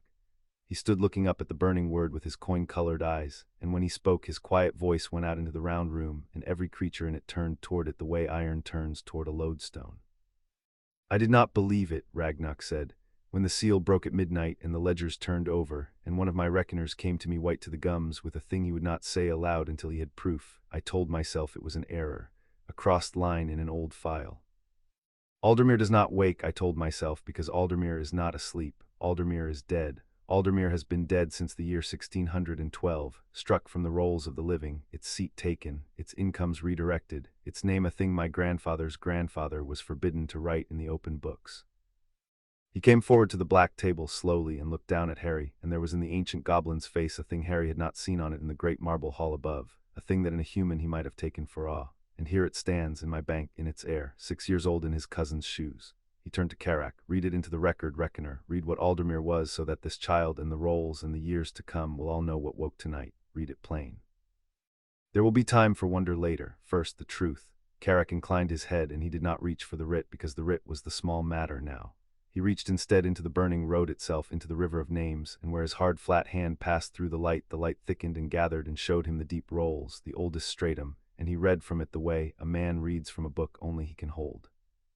"The house of Aldemir," he read, "founded by Aldrich, called the Warden, in the years when your kind were hunted across this island with fire and iron and the church's blessing. when to be born with magic was to be born already condemned, and when the wizards of Britain were not a people but a scattering of the terrified, hiding in fens and forests in the cracks of the Muggle world, dying one at a time. His dry voice had taken on a cadence Harry had not heard from him, the cadence of a thing being told that had been waiting a very long time to be told. In that age, a handful of the oldest and the strongest made a compact that they might survive. It is remembered, when it is remembered at all, as the Covenant of the Founding. 4 of the houses that made it your world still half remembers, because their names were later hung on a school in 100 stories. The 4 are not my subject. My subject is the 5th. The river of light shifted and showed a shape Harry had no name for, a lattice, a net of cold fire flung across the curve of the dome, its lines running to 1,000 points, and at the center of it a single stone that held all the others. They did not merely hide, Carrack read. Hiding is what the hunted do until they are found. The Covenant did more. They took the wild old magic of this island, the deep magic that runs in its stones and its waters and its long green bones, the magic that was here before wizards had a word for themselves, and they bound it. They sank stones into the land, a lattice of them, from the far north to the southern cliffs, and into each stone they bound a strand of the old magic, and the stones together they wove into a single working, so that magical Britain might have a roof over it that no hunter could see and no fire could burn, a shelter woven out of the land's own power, older and deeper than any ward a single wizard could raise. The lattice in the light pulsed once, the way the seam in the stair had pulsed as Harry descended. That lattice has never fallen. It is beneath your feet at this moment. It is beneath your uncle's house in Surrey. It has sheltered every witch and wizard born on this island for 1,000 years, and almost none of them have ever known it was there, because a roof, when it is doing its work, is the one thing in a house no one ever looks at. The river of light in the dome answered the words and showed them. The lattice unfolded across the whole curve of the ceiling, and it was Britain, Harry understood, seen from somewhere higher than any bird had ever flown, the whole shape of the island drawn in cold fire, and sunk into it at its holy and its hidden places the wardstones burned, each one a knot in the net. He could not read the names of the places, but he could feel the weight of them, the old high moors and the deep chalk and the black tors and the long grey coasts, and from stone to stone ran the strands of the working, 10,000 of them, crossing and recrossing, and the whole was not still. It breathed. It rose and fell very slowly, the way a sleeping thing breathes, and with each breath a wave of light moved out from the center and washed to the edges of the island and returned, and Harry knew, watching it without being told, that he had felt that exact rhythm before in the pulse of the seam in the stair as he came down, and that it was the same pulse, and that it was, in some way he had no arithmetic for his own. The lattice breathed, and far off at its center, under a mountain, under a bank, under 200 stairs, one stone held all the others in its hand, and it held them, patient and unbroken, for 1,000 years, waiting for the blood that owned it to come back and put its hand upon the stone. And Aldermere, said Harry. He had not meant to speak. The words came out of him quietly into the enormous quiet of the chamber, because he had been following the shape of it, as he followed the shape of everything, and the shape had a hole in the middle exactly the size of one house. The others made it, but somebody had to hold it. A net that big, with one stone in the middle holding all the rest, somebody has to be the one who keeps the middle stone. That's Aldermere. That's the warden. It's in the name. A warden is someone who keeps a thing. Ragnarok looked at him for a long moment. 90 years I have run this bank, he said, and I have watched grown wizards sit in that chair and fail to understand what a reckoner told them in words of one syllable. Finish it, reckoner. He has already seen the shape of it. Let him have the whole. He has it near enough whole already, said Carrack, and there was under the dryness that same rare thing Harry had heard on the white steps. Yes, Mr. Potter, the other houses raised the lattice. The house of Aldermere held its keystone, the central binding, the stone from which all the others take their order. And into the blood of Aldermere the Covenant set a thing that exists in no other line on this island, a birthright and a burden both, which the rolls name the wardright. The wardright is this, that the head of the house of Aldermere, and only the head of that house, may wake the lattice, may speak to it, may command it, may in the last extremity call upon the whole of the old magic bound into this island and turn it to the shelter of magical Britain. It is not a spell. It cannot be taught or bought or stolen or forged. It runs in the blood, and it answers only to the blood, and it has answered to no living blood for 374 years, because 374 years ago the last acknowledged head of the house of Aldermere was declared dead without issue, and the wardright, the world believed, died with him. Carrack lifted his hand out of the river of light and turned to face Harry across the black table, and the burning name of Aldrmere hung in the crown of the dome above them both. The world was wrong. The blood did not die. It went to ground. It ran quiet through a cadet daughter of the house who married into Peveril, and through Peveril into Potter, and it slept in the Potters for 3 centuries while they kept a door they were forbidden to open, not knowing that the thing behind the door was themselves. And at 5 minutes past midnight this morning, when your blood came of age in the rolls, the lattice felt it. After 374 years, the keystone felt a living warden's blood come of age above it, and it stirred, and its stirring broke the seal, and here we are. He set both hands flat on the table. You are Harry James Potter. You are also, by every proof the rolls can take, the true and living heir of the House of Aldermere, and the wardright is yours, and there is no power in this world or the next that can read it out of your blood, because your blood is where it is written. The chamber held that, and the name burned quietly overhead, and Harry stood in the middle of it and found that his eyes had gone hot and blurred, and he did not entirely understand why, because nothing had hurt him and nothing had threatened him. And there was no word in his ledger for the thing that was happening behind his eyes at the discovery that he was not a mistake left under a stare, but the living keystone of a shelter over a whole hidden country, that he had always been that. He had been that every single day he was told he was nothing, that the roof over the wizarding world had been quietly waiting for him to be born. He wiped his eyes with the back of his uncut hand once and got them clear, because there was more to hear and he intended to hear all of it, and the wiping was not something he was ashamed of, and he did not hide it. You said it was taken, Harry said. His voice came back level. You said the seat and the incomes got redirected in 1612. Somebody said Aldermere was dead when it wasn't and took what was Aldermere's. Who? The temperature of the room changed. It was Ragnarok who answered, and the director's quiet voice had gone flat and hard, and this, Harry understood, was the cold register, the voice the goblins kept for those who had profited from a secret. Show him the striking reckoner, said Ragnarok. He has earned the name of the thief. Carrick reached again into the deep rolls, and this time the river of light did not sing. It dimmed and cooled and showed a different kind of record, not names climbing a dome, but a page, dated, sealed, a document read into the rock 374 years ago and kept sealed ever since. In the year 1612, Carrick read, and his dry voice had gone precise and merciless, laying each fact down like Thagdrum laying down a column of figures. A petition was brought before the Convocation, which was in that age the governing assembly of Wizarding Britain, the body from which your modern Wisengamot descends. The petition asserted that the House of Aldermere had failed, that its last head had died without lawful issue. That the warden's seat, the fifth and eldest seat of the Convocation, the seat that by the terms of the covenant could not be outvoted on any matter touching the wards, stood empty and would remain so, and the petition proposed a remedy. It proposed that the warden's seat and the incomes attached to it and the wardship of the lattice be held in trust by a neighboring house, a house of proven loyalty and ancient standing, against the unlikely day that an Aldermere heir should return. He paused. The petition was granted. The proofs it offered of Aldermere's extinction were accepted without the deep reading that this bank would have required, because the deep reading was never asked for, because the Convocation of that year was persuaded not to ask. Aldermere was struck from the open rolls of the living. Its name was made a thing that could not be written in the daylight books. And the warden's seat, with its incomes and its votes and its veto that could not be overruled, passed into the keeping of the house that had brought the petition. Name the house, said Ragnarok. The House of Mordaunt, Carrick read, and the name fell into the cold chamber and lay there. The petition was brought, argued, and won by Corvinus Mordaunt in the year 1612. His house has held the warden's seat in trust ever since, 374 years. 15 generations of Mordaunts have sat in the fifth seat of the Wisengamot, have drawn the incomes of Aldermere, have cast the vote that cannot be overruled, and have done it all under a single word, a word that made it lawful and made it patient and made it theirs, trust, held in trust for a returning heir. Carrick withdrew his hand from the light and looked at Harry across the black table, and the name of Mordaunt hung in the cold air between them. They have grown very great on that trust, Mr. Potter. They are among the first houses of the land, and every galleon of it, and every vote of it, and every year of it rests on the single assertion that no Aldermere heir would ever return to claim it. Show him the proofs they brought, said Ragnarok. A theft this large is not done with a shrug, it is papered.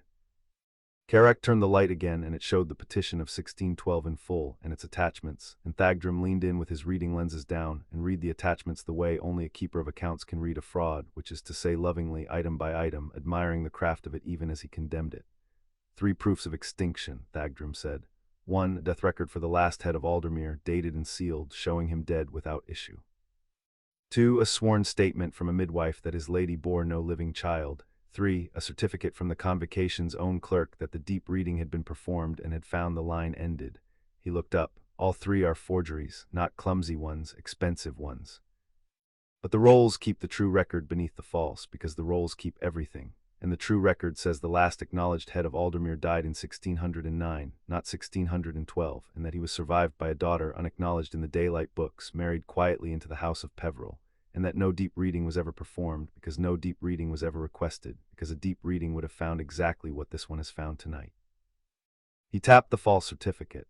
The clerk who signed the third proof was paid. The record of the payment is here too. 40 years later, on his deathbed, he confessed it into the rolls under seal to buy his conscience a night's sleep and paid a further sum to have the confession sealed until an heir should come. His confession has waited 334 years to be read. It is being read now. His name was Aldous Crane. He wanted it known that he was sorry. Note at Silverquill.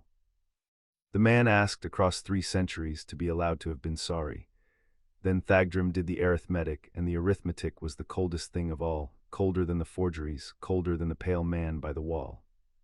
He laid the incomes of the warden's seat against the years, 374 of them, and the sum climbed the way the names had climbed the dome, generation upon generation, and it was a number with no floor to it, a number that had built the Mordaunts a great house and a greater name and had bought them, somewhere in the long middle of it, the kind of standing that lets a family send a man to bank before dawn.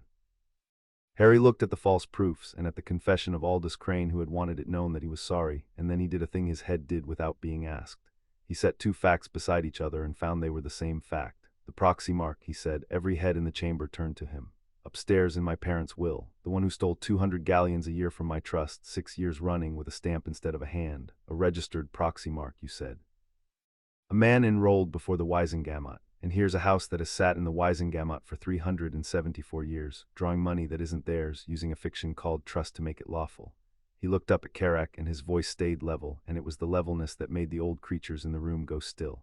It's the same people, isn't it? Whoever wanted my parents' will kept shut is whoever is afraid of me being alive. And the only ones in the whole world who had a reason to be afraid of an Aldermere heir being alive are the ones sitting in the Aldermere seat. It's Mordaunt. The theft upstairs and the theft down here are the same theft. They have been stealing from me since before I was born, and they didn't want the drawer opened because the drawer has their name in it. Carrack was silent a moment. Then he inclined his head, the deep inclination, the rare one. I cannot yet prove the hand behind the proxy mark, he said. The register that would name it is a ministry register, and we will come to that, but the reasoning is sound, and it is the reasoning I would have made, and it took you the length of one breath. Yes, I believe it is the same theft. I believe you have been robbed twice over by a single house, once of your inheritance and once of your childhood, and that the 2 robberies were always one, and that they were always about this. He gestured up at the burning name in the crown of the dome.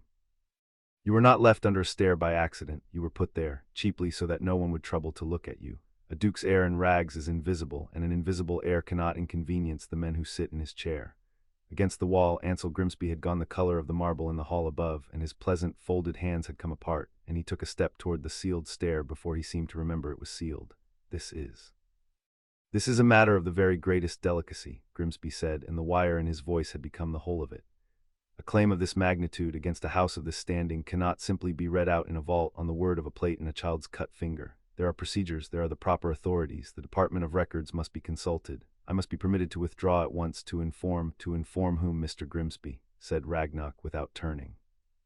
You came to this reading unbidden before the heir was called. You have observed a reading that establishes, beyond challenge, that the house whose register your department keeps has drawn for 374 years on a seat that was never theirs, on the strength of a fraud your predecessors accepted without the reading the law required. And now, at the naming of that fraud, your first thought is to withdraw and inform. The director turned at last, and his coin-colored eyes settled on the pale man by the wall. No, Mr. Grimsby, you will not withdraw, not because I am cruel, but because the law you invoke is the law that binds you. A witness to a sealed reading, and you made yourself a witness the moment you entered, may not carry word of it beyond the chamber until the reading is complete and entered and closed. You knew that when you came. You came anyway because you were sent, and whoever sent you did not expect the reading to reach the crown of the dome. He gestured once, and Vrag moved to stand between Grimsby and the stair, and did nothing more, and needed to do nothing more. You will sit, you will observe. And when the reading is closed, you will be free to inform whomever you please, and you will find, I think, that the informing does you and yours a great deal less good than the not informing would have, an hour ago, before the plate began to climb. Grimsby sat. He did not smile now. There was nothing left in his face to smile with. Harry watched all of it and added it to the ledger, every part, the pale man's color and his half-step toward the stair and the exact shape of what had drained out of his face, because it told him something he needed, that the thing burning in the crown of the dome was not merely old and beautiful and his. It was worth stealing. It had been stolen. And the people who had it now had sent a man to bank before dawn to make sure it stayed stolen, which meant they had known or feared that this morning might come, which meant they had never quite believed their own single assertion that no Aldermere heir would ever return. There's a last seal, Harry said. He was looking at the black table where the writ still lay and where the green seal, the third seal, the one the color of the cold flame under the cupboard door, still held. The black seal had opened his parents' will. The red seal had unrolled his blood. The green seal alone remained. You said three seals. What's the last one? Carrick looked at the green seal, and for the second time that day the old reckoner hesitated, and this time Ragnarok did not hurry him, because even the director of Gringotts, Harry saw, was waiting to hear what Carrick would say. The black seal was your parents' will, Carrick said slowly. The red seal was the proof of your blood. Both were set by hands we can name, in years we can count. The green seal is neither. The green seal was not set by the Potters, nor by the Peverills. It was set by the House of Aldermere itself, at its founding into the deepest matter of its own line, to sleep until the blood that made it should come of age above the lattice and prove itself true beyond challenge. He looked up. Your blood has now done both. And so the green seal will answer to you, and to no one else who has ever lived or will ever live. And I do not know what is behind it, Mr. Potter, because no reckoner has ever seen behind it, because it has been shut since before this bank stood on the spot it stands on. I know only what the rolls say of it, which is one line, set down by Aldrich the Warden's own hand at the founding, and I will read it to you, and then the choosing will be yours as it has been yours all day, because that, it seems, is what it is to be the Warden.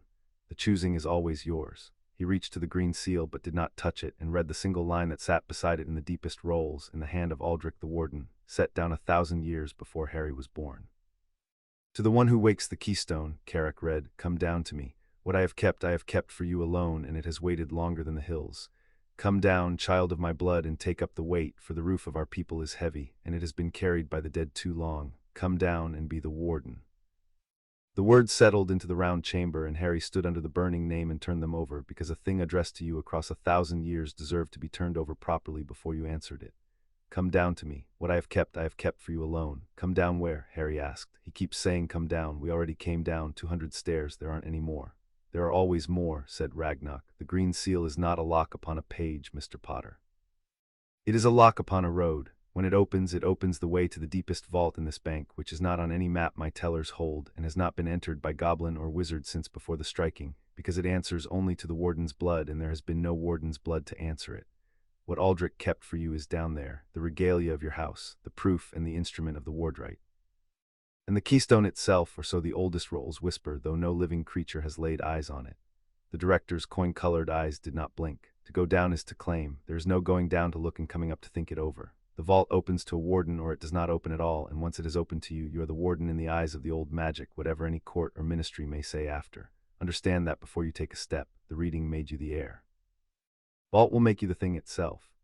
Which is precisely, said Ansel Grimsby from the wall, and his voice had found a last thin thread of its old pleasantness, why I would counsel most strongly, most respectfully, that the child go home tonight and sleep, and that we all return in the daylight, with counsel with the appropriate authorities, and consider very carefully whether a mat or 300 years asleep must truly be woken this very hour by a boy of 6 who cannot yet spell his own inheritance. He read your warning over the door better than any wizard in 40 years, said Madame Cordelia Marsh, without looking at Grimsby. He can spell it well enough, and a matter left to sleep one more night, Mr. Grimsby, is a matter someone can smother in its sleep, as you and yours know better than anyone in this room. No, if it wakes now, while there are honest witnesses in the chamber and the doors are sealed, and no owl can fly to warn the people whose name burns beside the fraud. She turned her folded map of a face to Harry, but it is his hand on the seal, child, or no hand at all, not mine, not the director's, not that man's, whatever he would prefer, yours. Harry looked at the green seal, and at Aldrich's line hanging in the deep rolls, come down, child of my blood, and take up the weight, and he thought about a door his family had kept shut for 300 years without once looking behind it, and he put his cut finger out and let it hover over the green wax, and did not yet touch it. The green seal on the black table in the sealed chamber 200 stairs beneath London began to burn with a light the color of the cold flame that had come under a cupboard door in Surrey at dawn, and above it, in the crown of the dome, the name of Aldrich burned on, and Harry looked from the one to the other, and understood that the reading was over, and that something else, something with no floor, was about to begin. Chapter 3 and Chapter 4. The Warden's Vault. Harry put his finger on the green seal, and the floor of the world opened underneath the reading chamber. It did not fall away, nothing so crude. The black stone of the floor simply unmade itself from the center outward, the veins of pale metal running like water and then gone, and where the floor had been there was now a stair, though stair was too small a word for it, a broad flight of black steps spiraling down into a dark that was not empty. A dark that had a floor to it somewhere very far below, and a cold, clean air rising up out of it that smelled of stone and deep water, and the particular nothing smell of a place that had held its breath for a long time. The green light of the seal ran down the first steps and lit them, and only them, so that the stair revealed itself one tread at a time, patient, wishing to be certain of each foot before it offered the next. The warden's road, said Gornock. Harry had not met Gornock before. He had come up out of the dark while the green seal burned, summoned by nothing Harry had seen, an old goblin even by the measure of the old goblins around the table, stooped and enormous-handed, with eyes gone pale as boiled eggs and a way of holding his head tilted listening that told Harry the pale eyes did not see much and did not need to. Keeper of the deep vaults, Carrick said quietly at Harry's shoulder. He has never in his life come up as far as the reading chamber. There has never been reason. There is reason now. I heard it open, Gornock said. His voice came up out of him like water out of a well, slow and cold and from a long way down. 200 years I have kept the deep road, and the door at the bottom of it has been shut the whole 200, and I never once heard it so much as sigh. And tonight it sighed. I felt it in the soles of my feet. The oldest door in the bank turned over in its sleep because the blood came home. Pale eyes tilted toward Harry, toward the sound of him, the small movements of him. You are very small for the weight that is waiting. I've been told, Harry said. You will be smaller still at the bottom, said Gornock, and it was not unkind. Everyone is come. The road lights for the warden and for those the warden brings, and for no one else, so keep close and keep your hand where I can hear it on the rail, and do not, whatever you feel below, let go of it until I tell you the floor is under you. They went down, Harry and Gornock, who could not see and did not need to, and Carrick the reckoner, and Ragnock the director, and Madame Cordelia Marsh, who had risen from the witness table and said only, "A claiming wants a neutral witness, or it is not a claiming, and I have never yet left before the end of a reading, and I do not mean to start tonight." Above them in the chamber, Vrag stayed to keep the seal and to keep Ansel Grimsby, who had stopped protesting and now only watched with the flat attention of a man memorizing everything he could to carry out when the doors at last allowed it. The stair went down farther than the 200 that had brought them from the marble hall. It went down past counting again, and this time Harry did not try, because counting was a thing you did to a stair to master it, and this stair was not to be mastered, only descended. The green light led. The dark on either side of the light was total and had a texture to it, a pressure, the weight of the whole mountain leaning gently inward, and out of that dark, as they went down, came the deep, slow pulse he had seen in the lattice and felt in the seam of the upper stair, and here, this far down, it was no longer faint.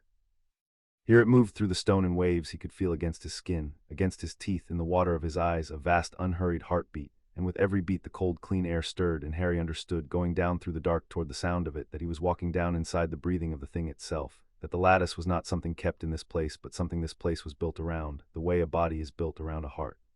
You feel it, said Ragnock ahead of him, not a question. It's getting slower, Harry said, the pulse, the lower we go, the slower it beats. Like he searched for the true thing, like the closer you get to the middle of a big clock, the slower the biggest wheel turns, even though it's the one that runs all the little ones. He heard Carrick exhale behind him, something that in another creature would have been a laugh. 200 stairs beneath London, the reckoner said, and he is still building the correct model out of the parts he is given. Yes, Mr. Potter. You are walking in toward the biggest wheel. Mind the last steps, they change. They did change. The black cut stone of the stair gave way near the bottom to steps that were not cut at all, that were the living rock of the cavern floor worn smooth by nothing Harry could imagine, because nothing had walked here in 300 years, and the smoothness was older than that, older than the bank, worn by water and time and the long patient pressure of the dark. And then Gornock said, "The floor is under you," and Harry let go of the rail and stood and looked up, and the green light rose off the stair and spread and showed him where he was. He was standing at the edge of a cavern that had no far side. It went out and out into a dark the green light could not reach the end of, a black lake of air under a roof lost in its own height, and it was not empty. Down its length, ranked along both unseen shores, stood doors. Vault doors, round and dark and vast, each one taller than a house, each one older than the last as they marched away into the dark, and the dates upon them, where there were dates, ran backward out of numbers into symbols and out of symbols into nothing, into doors so old that whoever had made them had not yet invented the counting of years. This was the floor of Gringotts. This was the floor of everything. Here the wizarding world had put the things it could not afford to lose and could not bear to look at, and here they had sat in the dark under the breathing, for longer than there had been a ministry, a statute, a Diagon Alley, a queen. Gornock named a few of them as they passed in his slow, well-water voice, not because Harry needed to know, but because a keeper who has kept a thing for 200 years likes, once, to say its name to someone who will carry the saying onward. The vault of the drowned charter, whose door had not been opened since a working went wrong beneath it, and the goblins who sealed it swore an oath that it would open next for no one living. The vault of tears, which held a single object no reckoner would name, behind a door that wept slowly, a clear water that ran down the dark metal and vanished before it reached the floor. A door of green bronze grown over with something like coral, marked with a house sign so old that even the rolls had lost the name that went with it, so that it stood now for a family that had risen and ruled and fallen, and been forgotten so completely that only its strongbox remembered it had ever lived. Harry looked at that one longest, the door for the house whose name was gone, and understood without anyone saying it that this was what Mordaunt had meant to make of Aldermere, not merely robbed but forgotten, a door with no name, a strongbox that outlived the family it belonged to. And it had very nearly worked. It had worked for 374 years. It had failed by 6 years and 1 child. And at the head of the cavern, alone, set apart from all the ranked doors, facing the foot of the Warden's Road as though it had been waiting at the door for a guest it always knew would come, stood one vault that was not like the others. It was not the largest. That was the first thing Harry noticed, because he had expected the largest. It was, if anything, plain, a round door of dark metal, without ornament, without a date, without a lock that he could see. The pulse of the lattice, the great slow heartbeat that filled the cavern, came out of it. Every beat began there at that plain door and rolled out from it down the black lake of air and away into the dark, and Harry understood that he was not looking at a vault that held the keystone. He was looking at the keystone. The door was the outermost skin of it. Behind it lay the middle of the clock. "Aldermere," said Gornuk softly, tilting his blind head toward the plain door, toward the pulse. "The first vault. The Warden's vault, older than the bank that was raised to guard it. We did not build this, young Warden. We found it, and we built Gringotts on top of it, the way a village builds on top of a spring, because you build your walls around the thing worth walling.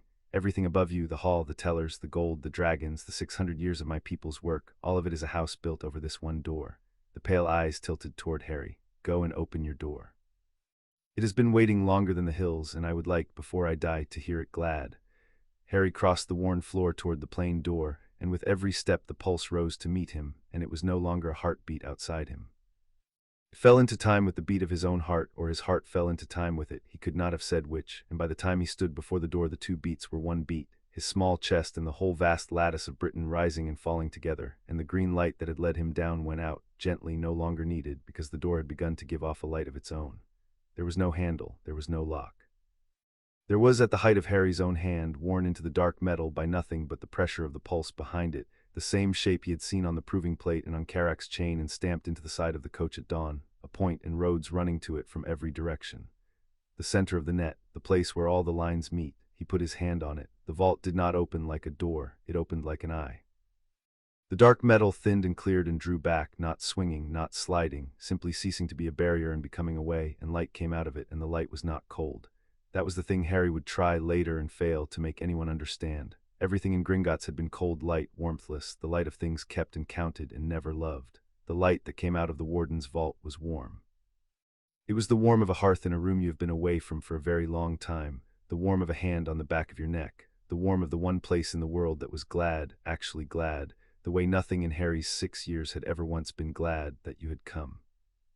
It poured over him and through him, and it knew him all the way down, and it did the thing that no person and no place had ever done in the whole of his life, which was to welcome him without first requiring him to earn it.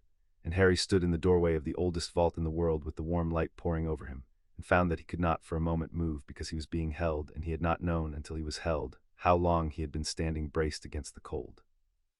"Come in, child of my blood," said the vault. It did not have a voice, it used the pulse, but the meaning arrived in him whole. "Come in, you are home." He went in. The chamber beyond was round and warm-lit and small, far smaller than the cavern outside, and this was right, Harry felt, because the heart of a great thing is always small. The bigness is all the walls you build to keep the heart safe. In the center of the chamber, on a plinth of the living rock, lay the keystone.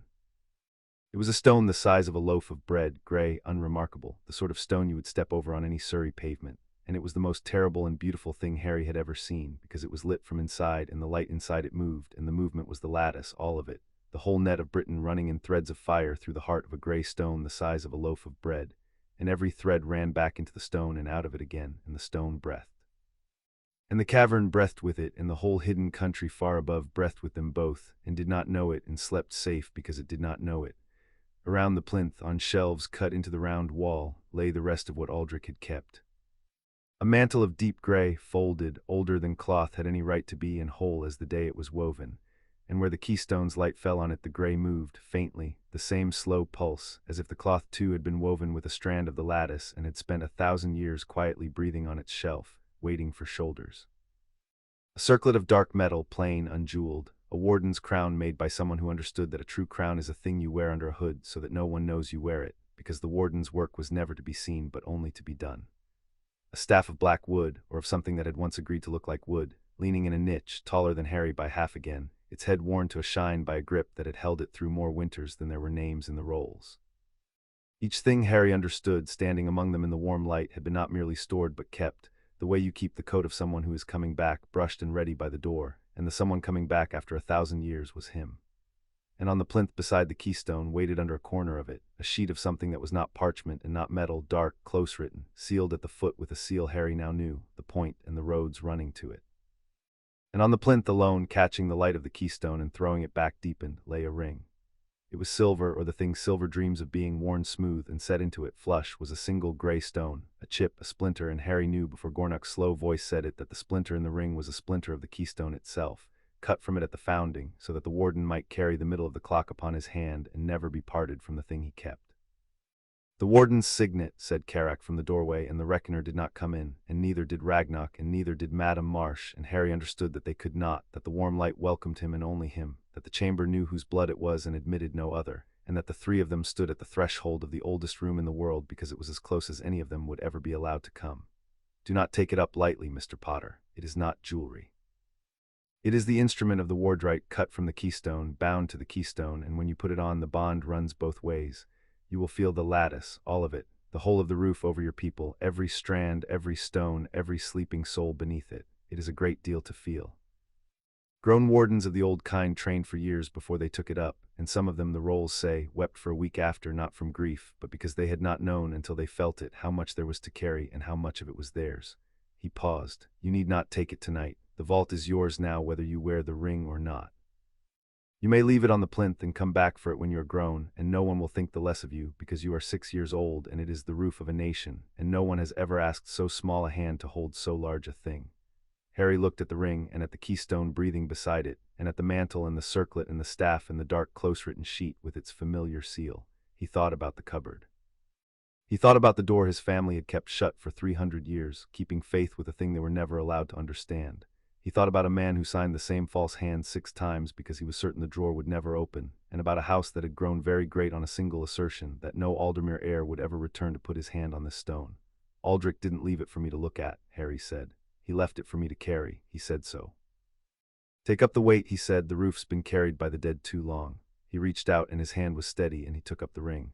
"I'm not going to be one more Potter who keeps the door shut and never looks, and I'm not going to leave it on a shelf and let Mordaunt keep sitting in my chair while I wait to grow up. If it's mine now. He kept it warm for me the whole time. The least I can do is hold it." He put the ring on. It was far too large for his finger, and then it was not, the silver drawing itself close and warm to fit the hand it had waited 1,000 years for, and the splinter of keystone in it woke, and the bond ran both ways, and the whole lattice of Britain came into Harry Potter at once. He did not weep for a week. But he sat down quite suddenly on the worn rock floor of the warden's vault, because his knees had stopped being interested in the question of standing, and he put both hands flat on the stone and let it come, because there was no fighting it, there was only receiving it, and he received it. The far north, cold moorland under stars, a wardstone sunk in a peat bog holding its strand true. The deep chalk of the south, a stone under a hill where sheep had grazed for 1,000 years over a thing they would never guess.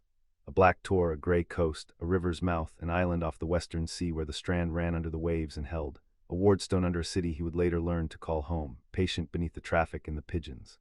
A stone in the roots of a mountain in the north, where the school he did not yet know he would attend had built its towers over a root it had forgotten it stood upon. 10,000 knots in the net, and every one of them a note and a chord too large for any room. And beneath and between them all the sleeping souls, the witches and wizards of Britain in their beds, in their towers, in their cottages, in their council flats, the cruel ones and the kind ones and the ordinary tired ones, the ones who had left him under a stare and the ones who would one day stand beside him, none of them knowing, all of them held, all of them, suddenly and forever, his to keep. It was too much. Carrack had told the plain truth. It was too much. And Harry, 6 years old, sitting on the floor of the middle of the clock with the roof of a nation pouring into him, did not break and did not weep and did not let go, because somewhere under the flood he had found the one thing that made it bearable, which was that it was not a burden that had been put upon him. It was a burden that had been kept from him. Someone had tried very hard to make sure he never felt this. And feeling it, even drowning in it, was better than the cupboard, better than the story with no edges, better than being small and cold and told he was nothing, because this was the truth, and the truth, even when it was this heavy, was his. and in the flood, as it eased, something spoke to him. Not the vault this time, not the warm welcome of the door, but a presence within the keystone, thinner and older than the welcome, a person worn down to a single intention, the way a coin is worn down to a shine, and Harry understood that it was Aldrich, or the part of Aldrich the keystone had kept, the way it had kept the mantle and the ring, against the day the blood came home. It did not speak in words, but the meaning came whole, and it came in 3 parts, and Harry received each one and set it where he would not lose it. The first was welcome, and it was fierce, and it was glad, and it had waited 1,000 years to be given, and it gave itself all at once, and it was the nearest thing to being held by a father that Harry had ever known, and he took it, and he kept it, and he would keep it until he died. The second was warning. The keystone showed him in one cold flash under the warmth the shape of what waited above, not a monster, not a war, but a room, a great old chamber of tiered seats and men in it, and a lie so old and so comfortable that the men who told it had come to believe it was the truth. They will not fight you with wands, the presence told him, without words. They will fight you with patience and with law and with the weight of years, because those are the weapons that buried me, and they have not lost a single battle with them in 300 years. Do not meet them with a wand. You have not got one, and it is not where the war is. Meet them where I built the wall. And the third was the wall itself, the thing Aldrich had built, and the presence pressed it into him without yet letting him read it, only its shape, only its promise. That the warden had made at the founding a law that no later law could unmake, and set it under the stone, and that when the true warden came home and put on the ring, the law would wake with him, and that the men in the great old chamber, for all their patience and their years, had never once been able to touch it, because it was not written in their books. It was written in his blood and in the stone, and in a dark close sheet waited under the corner of the keystone, waiting to be read aloud in a room with a lamp. Take up the papers, the presence told him, fading now, spent, sinking back into the shine of the stone. Take up the ring and the papers and go up and be the warden in the daylight as you are the warden in the deep. I kept the wall will keep you, now go, far away, and at the same moment other people felt it too. In a long gallery hung with the portraits of 15 generations, Alaric Mordaunt woke in the dark because the seat had gone cold. He had never felt it warm, it had never been warm in his lifetime or his father's. The warden's seat was a stone chair in an old hall and a great income and a vote that could not be overruled, and it had never, in 374 years, been anything a Mordaunt could feel. Now he felt it. He sat up in the dark of Mordaunt Hall, a lean man with a still face and eyes that gave nothing away even to the dark, and he felt, somewhere below his breastbone, the seat his family had held for 15 generations turn its face away from him, the way a servant turns away from a master he has just learned he never truly served. He did not cry out, he did not wake the house. He rose and dressed and went to the cold hearth in the long gallery and stood before the portrait of Corvinus Mordaunt, who had brought the petition in 1612, and he looked up at his ancestor's painted face for a long time. Then he said quietly to the portrait, to the dark, to the thing that had woken under London, so, after all this time, it has a heartbeat again. And he began in his stillness to make plans, because a Mordaunt did not survive 3 centuries at the top of a fraud by panicking. And Alaric Mordaunt had known all his life, in the way a man knows the one crack in the foundation of his house, that this morning was always possible, and had prepared for it, and found now, standing in the cold gallery under his ancestor's painted face, that the thing loosening behind his ribs was not the thing he had always assumed it would be. The waiting was over. A Mordaunt preferred a war he could see to a threat he could only imagine. He had spent his whole life imagining this one. Now he could begin to fight it. He went to his desk, and by the light of a single candle he wrote 3 letters in his neat cold hand, and did not need to think about their wording, because he had drafted them in his head 100 times over 40 years, against exactly this night. The first was to Cuthbert Pike at the Department of Records, and it said in effect that a register had no doubt malfunctioned, and that a competent keeper would correct the error before it embarrassed anyone, and that Pike would remember whose favor had made him keeper. The second was to a lawyer, the best and coldest in wizarding Britain, and it said only, come at dawn. It is the Aldermere matter, it is real. The third he addressed to no one and sealed and locked in a drawer, and it was the letter a careful man writes to be opened after his death, and Alaric Mordaunt hoped it would not be needed, and did not in his stillness entirely believe that hope. At Hogwarts, in a round office at the top of a tower, Albus Dumbledore set down his teacup because the surface of the tea had begun, very slightly, to tremble, ring after ring, in time with something he could not hear. He was old, and he had felt many things wake in his long life, and most of them he had felt in time to manage. This one he had not felt coming. He rose and went to the window and looked out over the dark grounds toward the mountains, and let the old deep instruments of the castle tell him what they could, and they told him, the wards. Not his wards, not the schools, the older thing beneath them, the thing every wizard place in Britain was built upon, and no one spoke of because no one remembered there was anything to speak of. The old wards had stirred. Something had put a living hand on the root of the world. He stood at the window a long time, and what moved in him was not the old cold clench he had trained out of himself decades ago. It was the flat, attentive stillness of a man who plays a long and careful game across a very wide board and has just watched a piece he wrote off years ago rise on the far side and cross the last rank and become a queen. Harry, he said to the glass, to the mountains, to the child he had placed with such care in the one house where no one would ever think to look for anything but an ordinary boy, what have you found? And in a gray office deep in the ministry, behind a door marked Department of Records, Keeper, a heavy man named Cuthbert Pike was woken by a charmed bell that had not rung in his lifetime, a bell wired 3 centuries ago to a single register kept under his own department's deepest lock, and he went to that register with a candle and his nightshirt untucked and opened it, and found that a line long marked dormant had in the night, without any hand touching it, rewritten itself to read awake. And Cuthbert Pike, who was not a brave man and had never wished to be, sat down heavily in the dark of his own office and understood that the arrangement he had inherited and profited by and never once questioned had come due, and that the man he answered to would want to know at once, and that being the bearer of this particular news was very likely the end of Cuthbert Pike. 200 stairs above the deep cavern in the reading chamber, Ansel Grimsby stood very still by the sealed stair and felt none of it, because the ripple ran in the old wards and not in the daylight, and Grimsby had never in his soft, careful life been near enough to anything old to feel it. What he felt instead was the change in Vrag. The goblin had been leaning against the wall, blunt weapon across his knees, economizing on attention. Now he had come off the wall and turned his head toward the place where the floor had unmade itself into a stair, and he was listening down, the way Gornock listened, and whatever came up to him out of the deep put a stillness on his hard face that Grimsby did not like at all. It has opened for him, Vrag said to no one, to the record. The first vault. In 300 years it opened for no one, and tonight it opened for a child in his cousin's shoes. He looked at Grimsby then, and there was nothing in it a soft man could bargain with. Whatever you were sent to prevent, human, you are too late to prevent it. It is done. The only thing left for you to carry up to your masters is the size of how much too late they are. Back in the warden's vault, the flood eased. It did not stop. It would never stop again. The bond ran both ways now, and it would run both ways until he died. But it eased, banked itself down to something a person could stand up under, and Harry stood up under it, on the worn rock floor, with the ring warm on his hand and the keystone breathing beside him. And he found that Carrick and Ragnock and Madame Marsh were still at the threshold, watching, and that some time had passed, more than he had thought, and that all 3 of them were looking at him differently than they had before he went in. It let him in, Madame Marsh said quietly to no one, to the record she would carry up in her own memory. 40 years of readings, and I never once saw the old magic answer a living hand. It let him in, and it warmed for him, and I felt the warmth of it from the door, and I am 91 years old, and I have never felt anything like it, and I will not, I think, forget it if I live to be 200. She looked at Harry, and her folded map of a face had come open at last into something plain.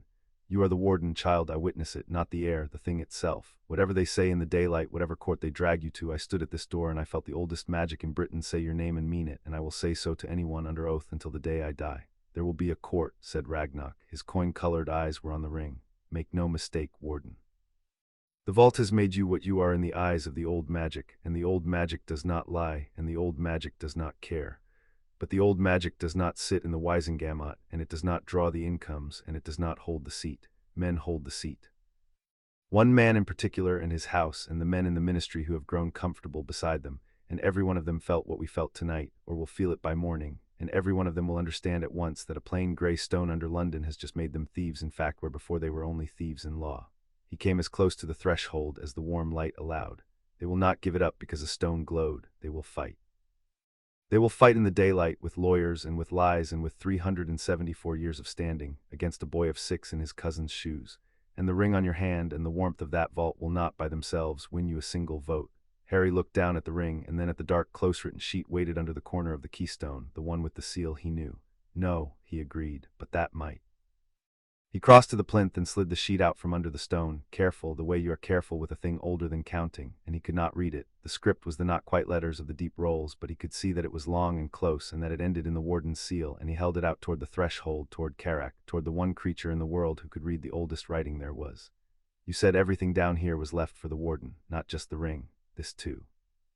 Aldrich didn't only leave me a stone to carry, he left me the papers. And I think, he looked at the seal, the point in the roads running to it, I think a man who wove a roof over a whole country and set his blood to guard it for 1,000 years was too careful to leave the door to that roof defended by nothing but a glow.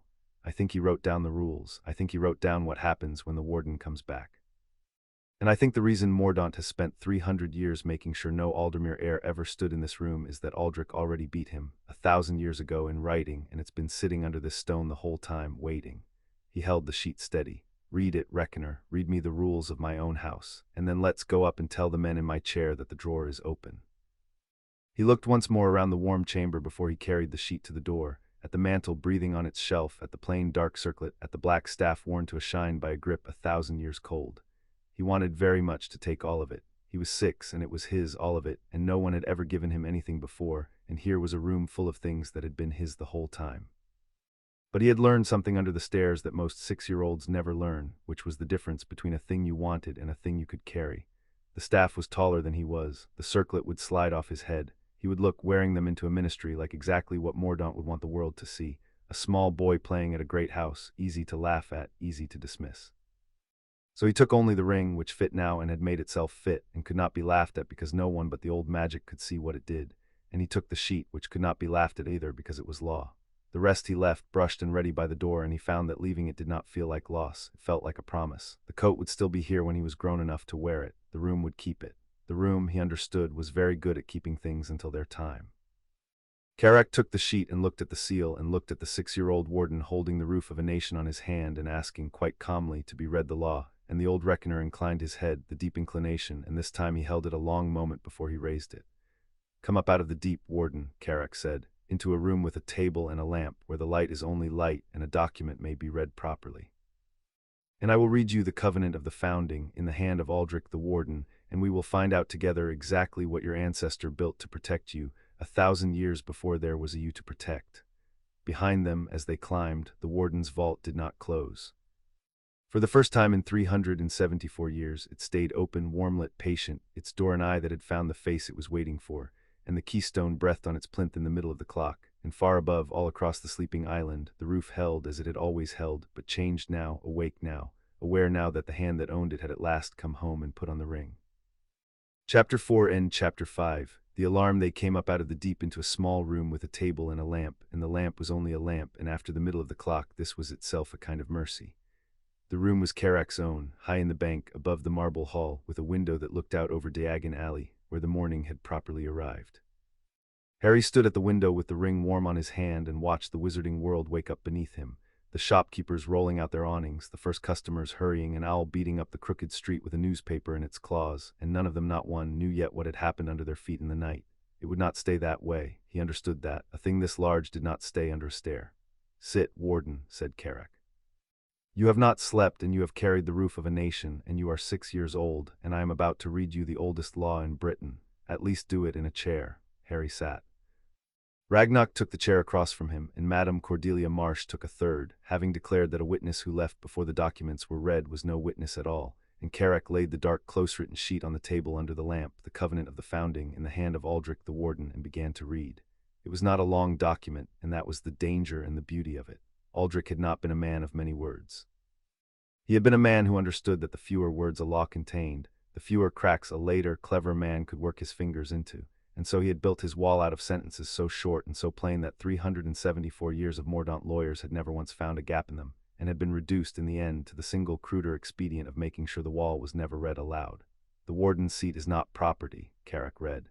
"It cannot be sold. It cannot be given, it cannot be seized, nor held in trust, nor passed to any hand but the hand of the blood, for it is not a thing but a duty, and a duty belongs only to the one who can perform it."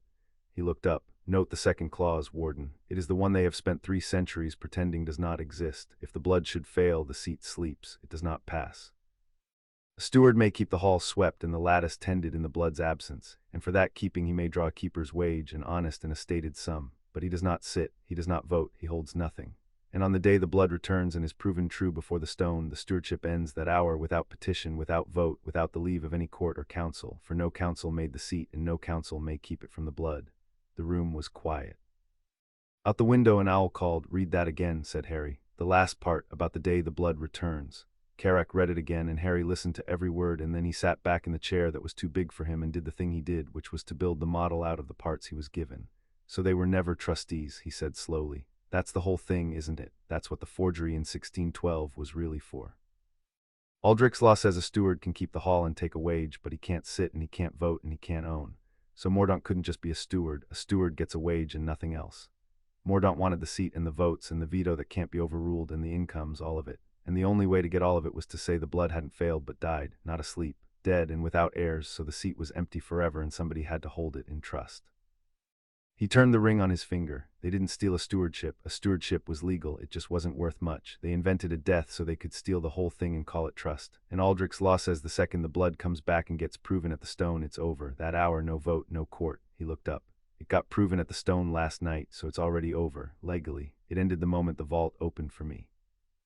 They just don't know it yet, or they're going to pretend they don't. They will pretend, said Ragnarok. They will pretend with 374 years of practice and the best lawyers galleons can buy. You are correct on the law, Warden. You are correct in every particular, and I have had my own counsel read this sheet twice this morning to be sure of it, and they agree. By the covenant, the stewardship ended when the vault opened, and Alaric Mordaunt has, since roughly 200 stairs and 1 ring ago, been sitting in a seat he has no right to, drawing an income that is theft and not a wage, casting a vote that is void. The director's coin-colored eyes did not warm. But being correct on the law and being seated in the Wisengamot are two different things, and the distance between them is measured in exactly the thing you do not have, which is standing. You are 6, you have no name anyone knows, you have no allies anyone fears. And Alaric Mordaunt has spent his whole life preparing for the morning you would become correct, and he began preparing his answer, I would wager, before you finished putting on that ring. He had. At that hour in a cold breakfast room at Mordaunt Hall, Alaric Mordaunt sat across a long table from the best and coldest lawyer in Wizarding Britain, and did not eat, and listened. Silas Thorne was a thin gray man who had never lost a case he cared about winning, because he had learned long ago that cases are not won on the truth, but on the ground the truth is fought over, and that a clever man chooses the ground. He had read the covenant that morning from a copy Pike's department had quietly held for 3 centuries against exactly this need, and he had done Mordaunt the courtesy, which he did no one, of not lying to him. You cannot win on the blood, Thorne said. The goblins have the deep proof, and the deep proof cannot be forged or challenged. It is the one thing in this world that is exactly what it claims to be. If you fight on whether the child is Aldermere, you will lose publicly, and you will hand him a martyrdom into the bargain, so we do not fight on the blood. He turned a page of his own notes unhurried, and you cannot win on the covenant. I have read it. It is a wretched little document, plain as a plow, and it says precisely what you feared it says. The stewardship ends the hour the blood is proven at the stone. If you fight on whether the stewardship has ended, you will lose because it has ended, and every honest reader of that sheet will know it, so we do not fight on the covenant either. Then what is left, said Mordaunt. His voice was level. He had not survived to the head of his house by wasting temper on the man he was paying to save it. What is left, said Thorne, is the child. We do not fight the law, Alaric. The law is against us. We fight on the one fact the law cannot help him with, which is that he is 6 years old. He steepled his gray fingers. The covenant says the seat belongs to the one who can perform the duty. Read it again. A duty belongs only to the one who can perform it. Aldrich wrote that to keep the seat from thieves. We will use it to keep the seat from a child. A 6-year-old cannot perform the duty of the warden. He cannot sit in the Wisengamot. He cannot read a bill. He cannot cast a vote. He cannot, in any meaningful sense, tend a lattice that holds up a nation. The blood has returned, yes, but the blood has returned in a vessel too small to carry it, and until that vessel is of age and competent, the duty cannot be performed, and a seat whose duty cannot be performed must be. He permitted himself the ghost of the thing that in a warmer man would have been a smile, kept, tended, held by a steward. For the child's own protection and the nation's until he is grown, he closed his notes. We do not deny he is the warden, Alaric. We embrace it. We become the loyal stewards of the true warden, humbly keeping his seat warm against his majority, exactly as our house has done, we will say, for 374 faithful years. We turn his victory into his cradle. And we keep everything, and we keep it lawfully, and we keep it for another 15 years at the least, by which time a great many things can happen to a small boy with no family and a very large inheritance. He laid out the machinery of it without warmth, the way a surgeon lays out instruments. They would not resist the hearing. They would demand it first, before the child could gather any standing, and they would frame it not as a challenge to the warden, but as a petition of concern for his welfare. They would move the Wisengamot to appoint a custodian of the Aldermere seat during the heir's minority, and Mordaunt would let another house nominate him, so that his own hand never showed. They would bury the goblin evidence under a jurisdictional motion. Gringotts, they would argue, keeps gold, not seats. The rolls may prove a bloodline, but they cannot install a warden. Only the Wisengamot may rule on a Wisengamot seat, and the Wisengamot must therefore hear the matter as its own, on its own ground, under its own procedure, where Silas Thorne had never once lost. And if the goblins speak of some ancient right, Thorne said, and the ghost of the thing that was not a smile touched him again, of a stone and a hand and the roof bearing witness, we will not deny it exists. We will drown it. We will move that it is unexamined, unsafe, unwitnessed in living memory, that no protocol governs it, that the keystone cannot lawfully be removed from a secure vault, that the convocation has not sat as a convocation in 600 years and cannot be reconstituted on the word of a child, that the whole notion is a barbarism dredged up to bypass the proper court. We will not argue that the right is false, Alaric. We will argue that it is a great deal of trouble. And a great deal of trouble, filed correctly, has defeated more truths than all the lies in England. Mordaunt looked at his lawyer for a long moment. You are worth your fee, he said. I am worth a great deal more than my fee, said Silas Thorne, and after today you will pay it. There is one thing more, the theft. What theft? The trust, said Thorne. 200 galleons a year, drawn on the child's own inheritance under a warded proxy mark for 6 years. The Goblins have it. They read it into their record last night. My sources are certain of it. It is a small thing beside the seat, but it is the kind of small thing that hangs a great man because it is easy to understand. A crowd cannot follow a covenant. A crowd can follow 1,200 galleons stolen from an orphan who was made to sleep under a stair. His gray eyes rested on Mordaunt. That mark must never be traced to your hand, whatever it costs. Because a jury will forgive you the seat, they will tell themselves it is old and complicated and above them. They will not forgive you the stair. It will not be traced, said Mordaunt. See that it is not, said Thorne, and rose and gathered his notes and paused at the door. I have taken your case, Alaric, because it is the hardest case in Britain and I do not lose. But I will tell you, as I tell no one, that I read that covenant 3 times, and the 3rd time I was not reading it as your lawyer. I was reading it as a man, and it is a good law. It is the best law I have ever read. It was written by someone who loved the people it protected more than he loved himself, and it has held for 1,000 years, and we are about to spend a very great deal of money to defeat it with a technicality about a child's age. He opened the door. I will win. I always win. But do not mistake me for a man who thinks we are right. We are merely going to be found correct. Those are not the same thing, and the difference, I find, keeps a man honest, even a man like me. He left. Mordaunt sat alone at the long cold table under the portrait of Corvinus and began in his stillness to spend the money. In the ministry, Cuthbert Pike read Mordaunt's letter twice, and then held it in the flame of his candle until it was ash, and then sat and looked at the ash. The letter had told him to correct a register that had malfunctioned. He knew what that meant. He went down alone in the gray early hours before his clerks arrived, to the deepest lock of the Department of Records, and he opened the register where a line had rewritten itself in the night from dormant to awake, and he took up his quill to strike the word awake and enter error in its place, and he found that he could not make the quill touch the page. Not from conscience. Cuthbert Pike had made his peace with his conscience decades ago, on the day he first accepted a Mordaunt favor and understood what it would cost. He could not touch the page because the register would not let him. The word awake had been written by no hand, it could be unwritten by no hand. The old magic that kept the register had woken with everything else, and it knew now what was true, and it would not permit a lie to be entered over it. Pike sat in the dark with the useless quill and understood that the thing he had been asked to bury had grown, in a single night, larger than the men who had asked him to bury it, and that they did not yet know this, and that when they learned it they would need someone to blame, and that he was the someone and had always been the someone, and had known it in the pit of himself since the day he took the first favor. He put the quill down. He did not enter the lie. There was, he found, a strange cold freedom in being unable to.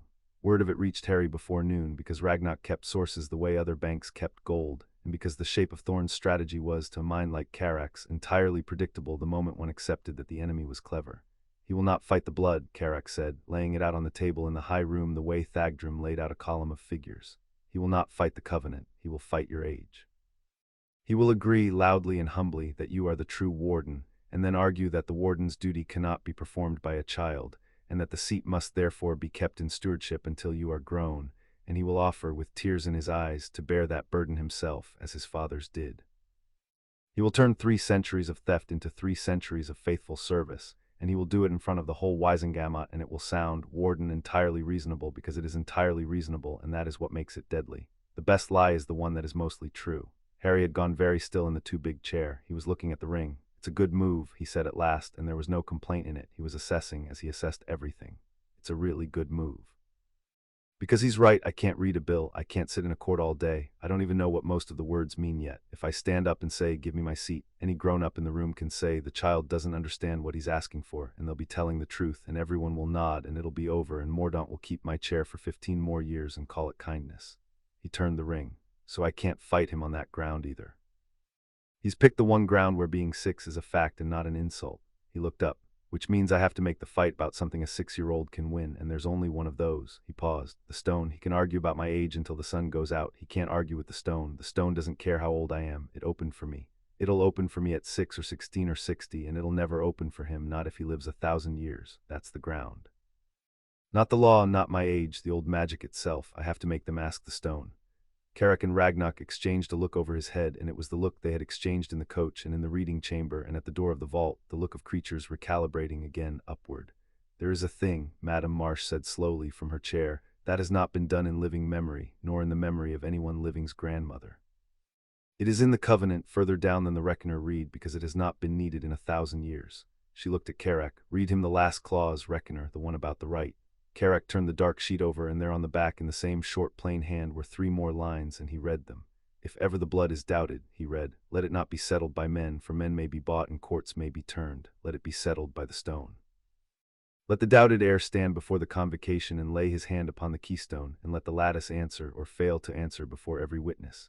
This is the warden's right. The stone cannot lie and cannot be bought and cannot be aged out of its knowing. What the stone acknowledges, no law may deny. What the stone rejects, no law may install. Let this be the last court, when all other courts have failed, the hand and the stone and the roof of our people bearing witness to its own." The high room was very quiet. Out the window Diagon Alley went about its morning, not knowing. "The warden's right," said Ragnock softly. "It has not been invoked since the founding, because since the founding there has never been a warden the stone did not simply, quietly know. It is in the covenant, and the covenant is the law even Mordaunt dares not deny. And it says in Aldrich's own hand that when men cannot settle the blood, the stone settles it in the open before the assembled convocation, and that what the stone acknowledges no law may deny." His coin-colored eyes rested on Harry. "You cannot out-argue Silas Thorne, Warden. No one can, but you do not have to. You have only to force the question onto the one ground where argument ends and the stone begins. If you can make them hold the right, if you can compel the Wisengamot to convene as the old convocation and let you lay your hand upon the keystone before them all, then Thorne's cleverness about your age becomes so much air, because the stone does not vote and does not weigh your years. It knows you or it does not, and we 3 have stood at that door and we know which.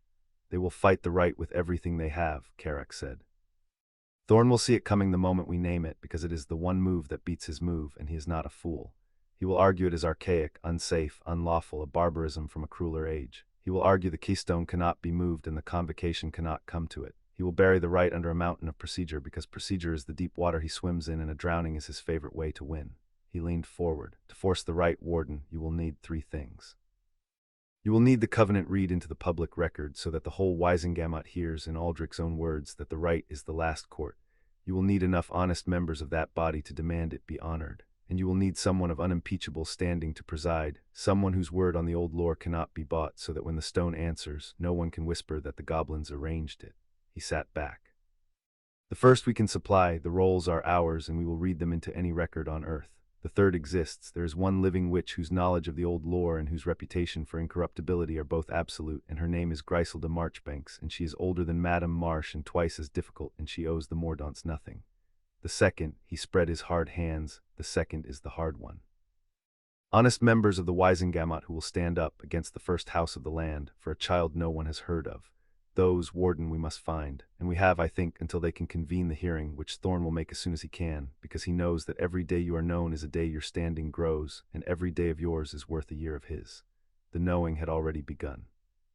By mid-morning the owl that had carried a newspaper up the crooked street had been joined by 100 more, because a stop-press edition of the Daily Prophet had gone out across Britain under a headline set in the largest type the paper owned, and the headline said only ALDRMEREWAKES, and beneath it, in smaller letters, "Ancient house thought extinct 3 centuries, living heir claims warden's seat, Gringotts confirms." The story had holes in it because Grimsby, freed at last from the sealed chamber, had run to more masters than one, and each had shaped the leak to his own use, so that some editions called Harry a pretender and some a prince, and one, briefly, a goblin plot before that edition was recalled. But the name was out: Aldermere, the warden, the child under the stair. And by noon there was not a witch or wizard in Britain who had not heard some version of it, and the version did not matter, because the fact underneath every version was the same fact, and it was too large to hold down. The roof had a heartbeat again, and the hand on it belonged to a boy of 6. "This is not entirely a wound," Ragnock said, watching the owls thicken over the alley. "Thorne wanted the hearing fast before you had standing. But a name known to all of Britain by nightfall is a kind of standing, cheap and loud and dangerous, and it cuts both ways. It means the whole country will be watching when they try to bury you, Men bury quietly. They cannot bury in front of a crowd. He turned from the window. We will use the crowd, and we will use the two witches I named. Madame Marsh has already sent word to Griselda Marchbanks, because they have loathed each other cordially for 60 years, which among witches of that age is the deepest possible bond, and Marchbanks will come, if only to see the thing with her own eyes before she dies, and once she has seen the vault, she will not be bought or bullied, because there is nothing left on earth that Griselda Marchbanks wants except to be right, and she will be right, and she will say so at a volume that will carry. And the honest members, said Carrick, the hard ones. There is a beginning, Ragnock said. Amelia Bones, of the Department of Magical Law Enforcement. She has no love for the old houses and less for men who steal from orphans, and she has spent this morning, my sources tell me, reading a committal record for a man named Sirius Black and finding, as we found, that there is no trial attached to it, and asking loudly in a building where such questions are not welcome, why. She does not yet know it touches Aldermere. When she learns it does, when she learns that the same week that saw Will suppressed and a seat stolen also saw a man buried in Azkaban without trial, and that all of it hangs from a single warded proxy mark, she will not be a woman one can send away with procedure. She will want the whole thread pulled. Honest people, Warden, are rarer than gold, but they have one great advantage over the other kind. You do not have to buy them. You have only to show them the truth and then get out of their way. Sirius Black, Harry said. He had been holding the name since the reading chamber, turning it, and now he set it on the table with the rest. My mum and dad's first choice, the one who was supposed to raise me laughing, locked up the same day, no trial. If it's all one thread, like Madame Marsh said, then he isn't just a sad thing that happened, he's evidence. A man buried without a trial on the exact day the will was buried and the seat was stolen, that's not a coincidence, that's a pattern, and you told me patterns are honest. He looked at Carrick. I want him looked at, properly, not because it helps me, though it might, because my parents chose him and nobody's ever once asked whether they were right, and I'm the only person left who's allowed to ask. He paused. If he's guilty, then he's guilty and the trial will say so, and I'll have lost nothing. But if he was buried without a trial to keep him quiet, the same way I was buried under a stair to keep me quiet, then the same hand did both, and Madame Bones is already pulling on that end of the thread, and I'd like her to know it's tied to mine. It is a risk, said Ragnock. Black is a convicted man in the public mind, and the public mind is not a court. To tie your name to his before the hearing is to hand Thorn a stick. It's the right thing, Harry said, and it's true, and Thorn can only beat me with things that aren't true, so it's also, I think, safe in the only way that matters. He turned the ring. Ask Madame Bones. Tell her the proxy mark ties them together. Let her pull. Carrick inclined his head and made a note in a small book, and did not argue because the reasoning was, once again, exactly the reasoning he would have made. Harry took this in and set it in place and asked the question that mattered. How long until the hearing? Thorn will move for the soonest lawful date, said Carrick. Which is the new moon, 11 days. 11 days, Harry repeated. He looked at the ring and at the covenant on the table and out the window at the owls carrying his name to every corner of the country. Then I've got 11 days to turn a headline into an army and a stone in a vault into the last court in Britain, and I've never even been to school. He turned the ring once. All right, where do we start? There was a knock at the door of the high room. A goblin clerk entered and murmured to Ragnock, and Ragnock's face did the nearest thing it did to changing.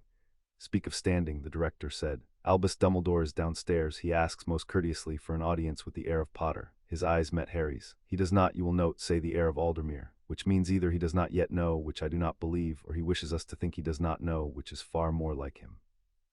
He is the most powerful wizard in Britain, Warden, and one of the cleverest men alive, and he placed you under that stair with his own hands, for reasons he has never explained to anyone. Do you wish to see him? Harry thought about it. He thought about the tea trembling in a cup at the top of a tower, though he could not have known about that. He thought only that a man who was clever and powerful and had put him under a stair would not come to a bank the morning after the stair failed unless he wanted something, and that the fastest way to learn what a person wanted was to let them come and ask. Yes, Harry said, I want to see him, but not alone. And I want the covenant on the table where he can see it, and I want you all to stay, because I've noticed something about grown-ups. He looked around the room at the reckoner and the director and the ancient witness. They say different things when there are witnesses, and I want to hear the version he says with witnesses first. We can find out the other version later. Albus Dumbledore, when he came, filled the doorway with a courtesy so complete it was its own kind of armor. He was tall and old and dressed in robes the color of a night sky, and his eyes behind the half-moon glasses were very blue and very kind and missed nothing at all. And when they found Harry sitting in the too big chair with the ring on his hand and the covenant on the table, something moved behind them and was smoothed away before it could be read. Harry, Dumbledore said gently, my dear boy, how you have grown. He inclined his head to the goblins. Director, Reckoner, Madame Marsh. I hope you will forgive the intrusion. I came the moment I heard, because I have been, in a manner of speaking, watching over Harry for a long time, and I find I cannot rest until I have seen with my own eyes that he is safe and well.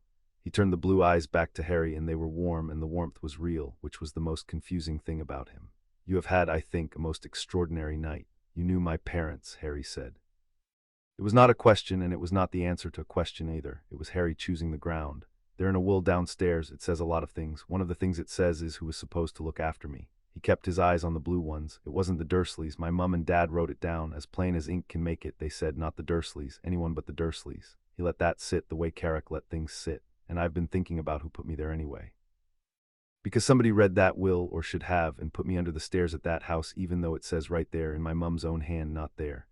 And the director says you placed me, with your own hands, so I suppose my first question isn't about last night at all. It's about 6 years ago. Why did you put me where my mother begged you not to? The room went very still.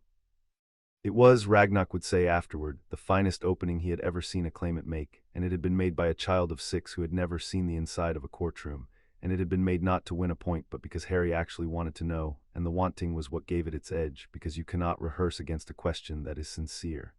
Dumbledore was silent for a moment. When he spoke, he did not deflect, and that too was armor, because the truth, spoken by a clever man, is the most disarming thing there is. Because I was afraid, Albus Dumbledore said. There, you have asked me the one question I have never answered aloud, and you have asked it so directly that I find I cannot do you the discourtesy of a lie. I placed you with your aunt because your mother's sacrifice left a protection in her blood, and your aunt shares that blood, and while you could call that house home, no follower of the wizard who killed your parents could touch you there. It was the safest place in Britain for you, Harry, and it was safe precisely because it was miserable, because no one would think to look for the most important child in the world in the meanest bedroom of the dullest house on the most ordinary street. His blue eyes did not waver. Your parents wrote anyone but the Dursleys because they thought in terms of love, and they were right to. I thought in terms of survival, and I was, I believe, also right, and the two rightnesses could not both be honored, and I chose the one that kept you breathing. I have not been at peace with it for 6 years, but I would choose it again because you are alive, and a happy childhood is a thing I could not have guaranteed you anywhere. In your life I could. He spread his long hands. That is the truth, and it is ugly, and I will not dress it. I sacrificed your happiness for your survival, and I did it without asking you, because you were 1 year old and someone had to choose. Harry looked at him for a long time. It was, he recognized, an honest answer and a clever one. And the terrible thing about it was that it was both at once, that Dumbledore had told the truth, and that the truth also happened to be exactly the thing most likely to make Harry forgive him, and that a man who was only honest would not have known that, and a man who was only clever could not have managed the honesty. He was both. That was what made him dangerous, and Harry understood, sitting in the too big chair, that Carrick had been right, and that he was going to have to be very careful because he liked this man already against his own better judgment, and being liked was the sharpest tool in the room. Thank you for telling me the truth, Harry said. I mean that. Nobody's told me a true thing about myself in 6 years, and you just did, even though it doesn't make you look good. He turned the ring on his finger once. So I'm going to tell you a true thing back. I believe you thought you were keeping me alive. I even believe you were. But you also decided all by yourself that alive and miserable was better than the thing my parents wanted, and you never told anyone, and the man who's stolen my inheritance for 6 years used the exact same house, the exact same stair, the exact same nobody will look here to keep me small and quiet and cheap. You wanted me hidden so Voldemort's people couldn't find me. He saw Dumbledore's eyes sharpen at the name, spoken plainly by a 6-year-old, and he did not stop. And Mordaunt wanted me hidden so nobody would ever come and open the drawer. You had different reasons, but you built the same cage. And now you've come the morning after the cage broke, and you're being kind, and you're being honest, and I think you're going to tell me the safest thing now would be to let the legacy sleep, to put it in trust. To let some wise, careful grown-up hold all of it for me until I'm grown, so I'm not a target, so I'm safe. He looked up. Aren't you? The silence that followed had a different quality than the one before it. Yes, said Albus Dumbledore at last, very quietly, and for the first time the blue eyes held something that was not perfectly smooth. Yes, Harry, that is precisely what I came to say.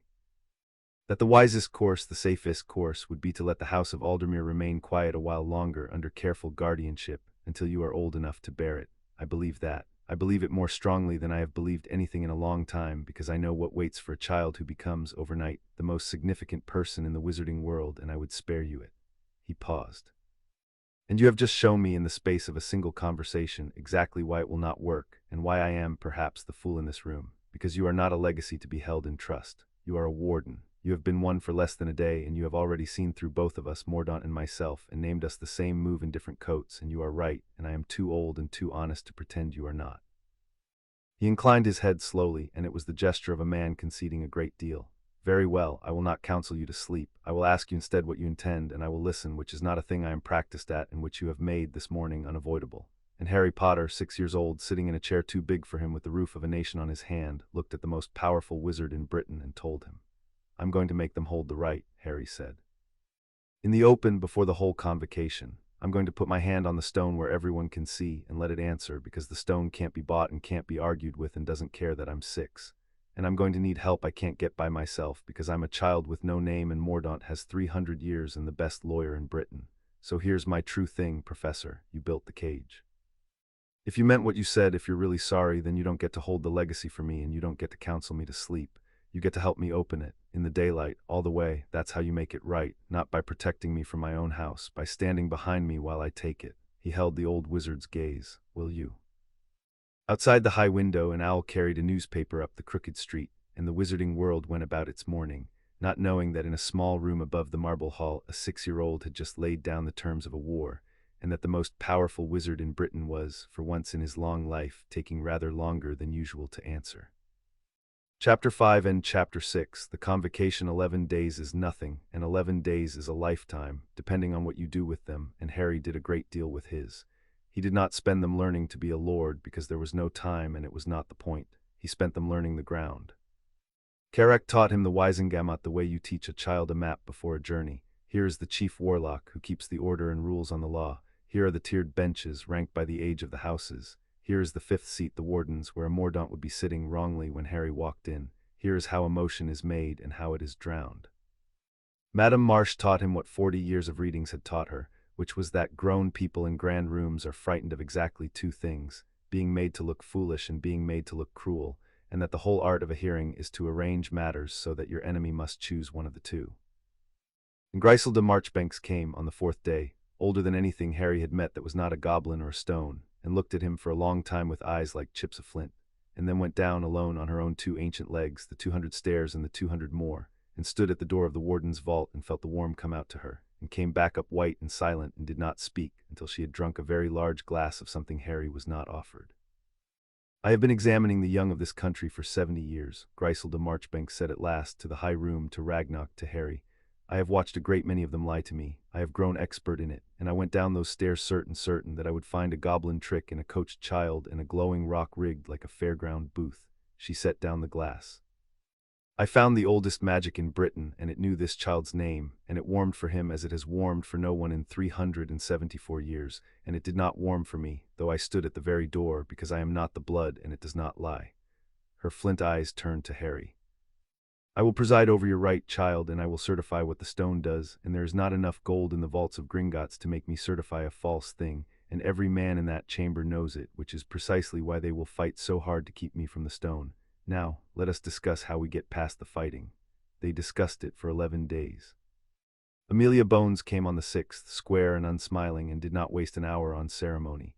She put the committal of Sirius Black on the table beside a copy of the warded proxy mark and said only, "2 things buried the same week, tied by the same lock. I have spent 30 years learning that when 2 things are buried together, they were killed together. I am pulling the thread.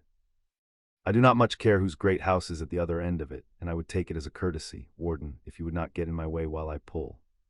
Harry told her he would sooner help her pull than get in her way, and showed her from memory the 6 identical marks in the exact place each downstroke fell, and Amelia Bones looked at a 6-year-old reciting forensic detail she had needed a magnifying glass to catch, and revised visibly every assumption she had walked in with. Carrack drilled him on the shape of the trap. "Thorn will not attack you," the reckoner said over and over until it was in Harry's bones. "Attacking a child makes a man look cruel, and Thorn is never cruel where cruelty can be seen. He will agree with you. He will be kind to you. He will use your own smallness as a gift he is generously offering the court. Look how reasonable I am. Look how I concede everything. Look how I ask only to protect this poor clever child from a weight too great for him. Kindness is his knife, Warden. When a man is that kind to you in a room full of witnesses, look at his other hand."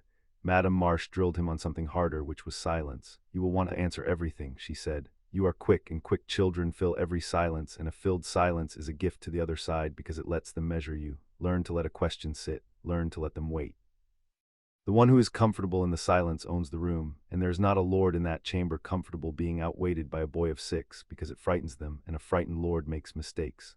She made him practice it, sitting across from her, a question asked and then nothing, the seconds stretching, until Harry could sit inside a silence as he had once sat inside the cupboard, patient, unhurried, letting the quiet do his work. On the 9th day they brought him Cuthbert Pike. The keeper of records came to the high room grey and heavy and would not sit, and he had with him the register that had rewritten itself in the night, the one that would not let a lie be entered over the truth, and he set it on the table and told them, in a flat, exhausted voice, everything. The favor he had taken as a young man and the ones after it, and the letter Mordaunt had sent him ordering the register corrected, and the morning he had gone down alone with his quill and found that the old magic would not permit the correction. "I am not a good man," Cuthbert Pike said to Harry, to the goblins, to the ancient witches. "I want that understood before anyone thanks me, because no one is going to thank me, and I would rather it be for the right reason. I did not refuse to enter the lie, I was prevented from entering it. There is a difference, and I will not have it papered over." He put a heavy hand on the register. "But I can tell a court what I was ordered to do and by whom, and I find at the end of a small grey life that I would rather be the man who said it than the man who buried it one more time. Mordaunt will destroy me for it. Let him. He has already spent me. A spent man has nothing left to lose, and it turns out that a man with nothing left to lose is the one thing 3 centuries of Mordaunts never learned to buy." Harry looked at Pike for a long moment and did the thing Madame Marsh had taught him, and let the silence sit, and then he said, quietly, "You're right that I'm not going to thank you, but I'm going to tell the truth about you, the same as everything else. You were bought young and you stayed bought your whole life, and at the very end, when it cost you everything, you stopped. That's the whole story. It's not a nice story, but it's true, and true is the only thing that beats Mordaunt, and you just handed me a piece of it that came from inside his own house." He nodded once. "Come to the hearing, Mr. Pike, sit where they can see you, and when they ask, tell them exactly what you told me, not more, not less. The truth doesn't need dressing. It only needs saying out loud in a room where it isn't allowed." On the 11th day, at the new moon, the Wisengamot convened, and Harry Potter walked into the oldest court in Britain in a set of robes that actually fit. The chamber took his breath, and he let it, because a thing built to take your breath had earned the taking. It was vast and round and stepped, tier upon tier of dark benches rising into a gloom lit by braziers that burned without smoke, and the assembled sat in plum robes worked with silver, and the sound of them, when he entered, was the low sea sound of a great many powerful people all pretending not to look at the same small point. At the top of the tiers sat the chief warlock, and the chief warlock was Albus Dumbledore, in robes darker than the rest, with a silver hammer resting by his hand, and his blue eyes found Harry the moment he entered and gave nothing away, which told Harry everything, because a man who gives nothing away in front of a crowd is a man who has decided that the crowd will not read him until he chooses. Harry read the room as he read everything in the first quiet moment before it began, and he found it was not one room but 3, layered over each other on the same tiers. There were the great old houses, ranged nearest the 5th seat, who had known for 11 days which way their interest lay and had arranged their faces accordingly. They would follow Mordaunt because Mordaunt was one of them and a boy from under a stair was not, and they would call this loyalty. There were the honest few, scattered thin through the benches, who had come to weigh the thing on its merits and who could be reached if he could only get the merits in front of them before Thorn buried them.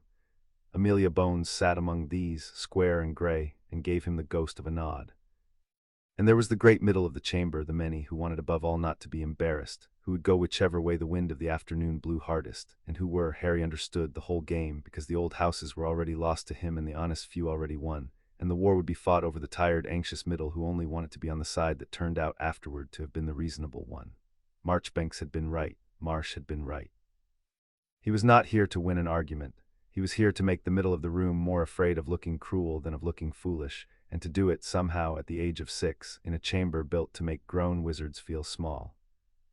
In the 5th seat, the warden's seat, apart and elevated and old, sat Alaric Mordaunt, still-faced, patient, dressed with a plainness that was its own statement among all the silver, and beside him, at the council's rail, stood Silas Thorn, grey and unhurried, with a single sheet of notes he would not need.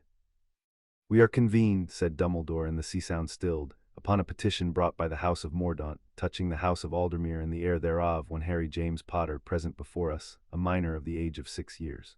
His voice filled the round chamber without seeming to rise. "The Bank of Gringotts appears by its reckoner to speak to the rolls. Madame Griselda Marchbanks appears at the court's own request to speak to the ancient lore.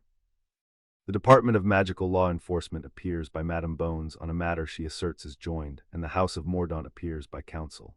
He set his hand near the silver hammer. "Mr. Thorn, you brought us here, begin." Silas Thorn inclined his head and did not raise a single sheet, and began, and it was, Harry thought, listening with the whole of his attention, a beautiful thing to watch, the way a trap is a beautiful thing if you can admire it without being in it. "My lords and ladies," said Thorn, "the house of Mordaunt concedes everything." A stir went through the tears, he let it run. "Everything, we do not dispute the blood. The deep proof of Gringotts is beyond challenge, and we would not so insult this court as to challenge it. The child is Aldermere, we concede it gladly. We do not dispute the covenant, that curious and venerable document, we accept its every word. We concede further that a great wrong may have been done in ages past, that the extinction of Aldermere may have been declared in error, even in fraud, 3 centuries gone, and if fraud there was, my house disowns the men who did it as heartily as any soul in this chamber, for they are dust, and we are not answerable for dust." He spread his grey hands. "We concede it all. And having conceded it all, we ask this court one question, and one only, and it is not a question of blood or of covenant or of history. It is a question of the present hour." He turned slowly and looked at Harry sitting small at the claimant's rail. "Can that child perform the duty?" The chamber was silent. "The covenant is plain," Thorn went on, and now he did lift the sheet and read from it, from Aldrich's own words turned against their maker. "A duty belongs only to the one who can perform it. Aldrich the warden wrote that. Not I, he wrote it to bar thieves, and it does. But read it honestly, my lords, and it bars more than thieves. It bars any hand that cannot do the work, be the blood ever so true. And I ask you, in the name of that same covenant the child's own party will shortly read to you with tears, can a boy of 6 sit in this chamber through a night's debate on the taxation of imported cauldrons? Can he read a bill of 40 clauses and grasp its harm? Can he cast the warden's veto, the vote that cannot be overruled, understanding what he vetoes and why? Can he tend a lattice that holds up a nation when he cannot yet be trusted to cross a Muggle road unheld? He let the questions fall, one by one, reasonable, kind, devastating. We do not say he is not the warden. We say he cannot yet be the warden, and that the covenant itself, in the very clause his party will cite, forbids the duty to a hand that cannot perform it. And so we move humbly and with the child's own welfare foremost in our hearts, that the seat of Aldermere be held in custodianship during the heir's minority, tended and kept and voted by a steward of this court's choosing, until the day the heir is grown and competent and may take up in fact the duty that is his by blood. We ask only to protect the warden until the warden can protect himself. Surely, my lords, that is not theft, that is care. It was, Harry understood, exactly the trap Carrick had described, sprung exactly as predicted, and it was worse in the room than it had been on paper, because in the room he could feel it work. Heads were nodding along the tiers, reasonable heads, kind heads. The trap did not ask them to be cruel, it asked them to be careful, and careful was the easiest thing in the world to be, and Harry could feel the chamber settling toward it the way water settles toward the drain. "The claimant may answer," said Dumbledore, "by counsel or in his own voice as he chooses." Harry stood. He was very small at the rail, and he knew it, and he did not try to be otherwise, because Madame Marsh had taught him that a small thing pretending to be large is laughable, and a small thing being exactly its size is unanswerable. "Mr. Thorn is right," Harry said, and his clear voice went out into the vast chamber, and the nodding stopped, because no one had expected the child to open by agreeing. "I can't read a bill of 40 clauses. I can't sit up all night arguing about cauldrons. I can't cross a road by myself. He's completely right about all of it, and if the question is, can a 6-year-old do a grown-up's job, then the answer is no, and everyone should stop wasting their afternoon and send me home." He let that sit as he had learned to let things sit. "But that's not the question. Mr. Thorn made it the question because it's the only question he can win, so I'm going to give it back to you and ask the real one." He turned slowly the way Thorn had turned and looked up at the tiers, and for a child of 6 looking up at the assembled power of a nation, there should have been nothing behind his eyes but the wish to run, and there was not the wish to run, and the chamber felt that and went quiet in a new way. "Mr. Thorn says the warden's duty can't be performed by a child, so a steward should perform it until I'm grown," Harry said. "But he's already told you his house has been performing it for 374 years. Faithfully, he says, keeping my seat warm, he says. So here's the real question, and it's one I can answer even at 6. He raised one hand, and on it the warden's signet caught the smokeless light and threw it back. "If the seat needs a warden's hand to do the warden's work, if the duty is so important that a child mustn't be allowed to fumble it, then who has been doing it for 374 years? Because it wasn't a warden, there hasn't been one. Mr. Thorn just conceded that. He conceded the blood died or slept or was hidden for 3 centuries. So for 374 years, the most important duty in Britain, the one too important for a 6-year-old, has been performed by men with no warden's blood at all. And the roof didn't fall, the lattice held, the country slept safe." He turned the ring, which means one of 2 things is true. Either the duty didn't actually need a warden all along, in which case my age doesn't matter and Mr. Thorn's whole case is smoke. Or the duty did need a warden and there wasn't one, and the Mordaunts have spent 3 centuries drawing the incomes and casting the votes of a job they were never able to do, in which case they haven't been keeping my seat warm.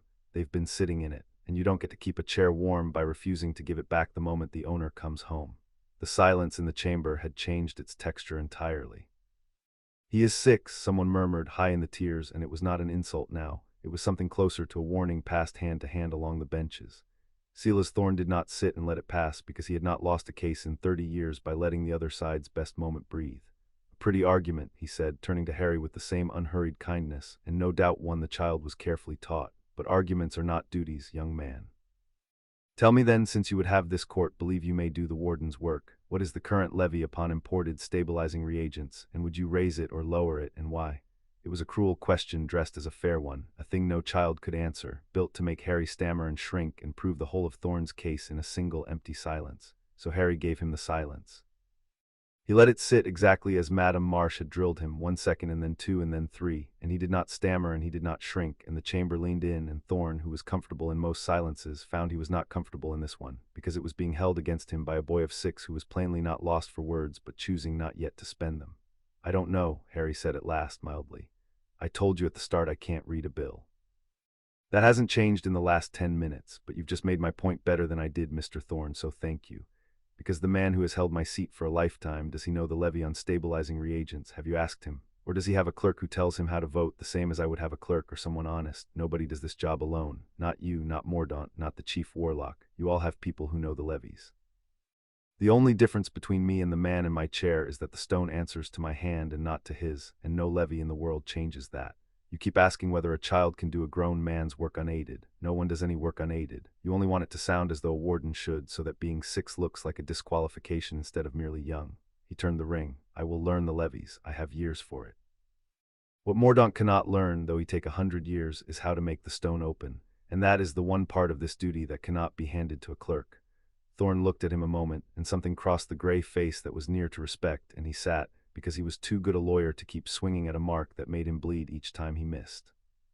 "The Reckoner of Gringotts," said Carrick, rising smoothly into the opening Harry had made, "will now read into the record the covenant of the founding, in the hand of Aldrich the warden entire, so that this court may hear, in the warden's own words and not in Mr. Thorne's, what the warden's duty is, and to whom it belongs, and what is to be done when men cannot agree upon the blood."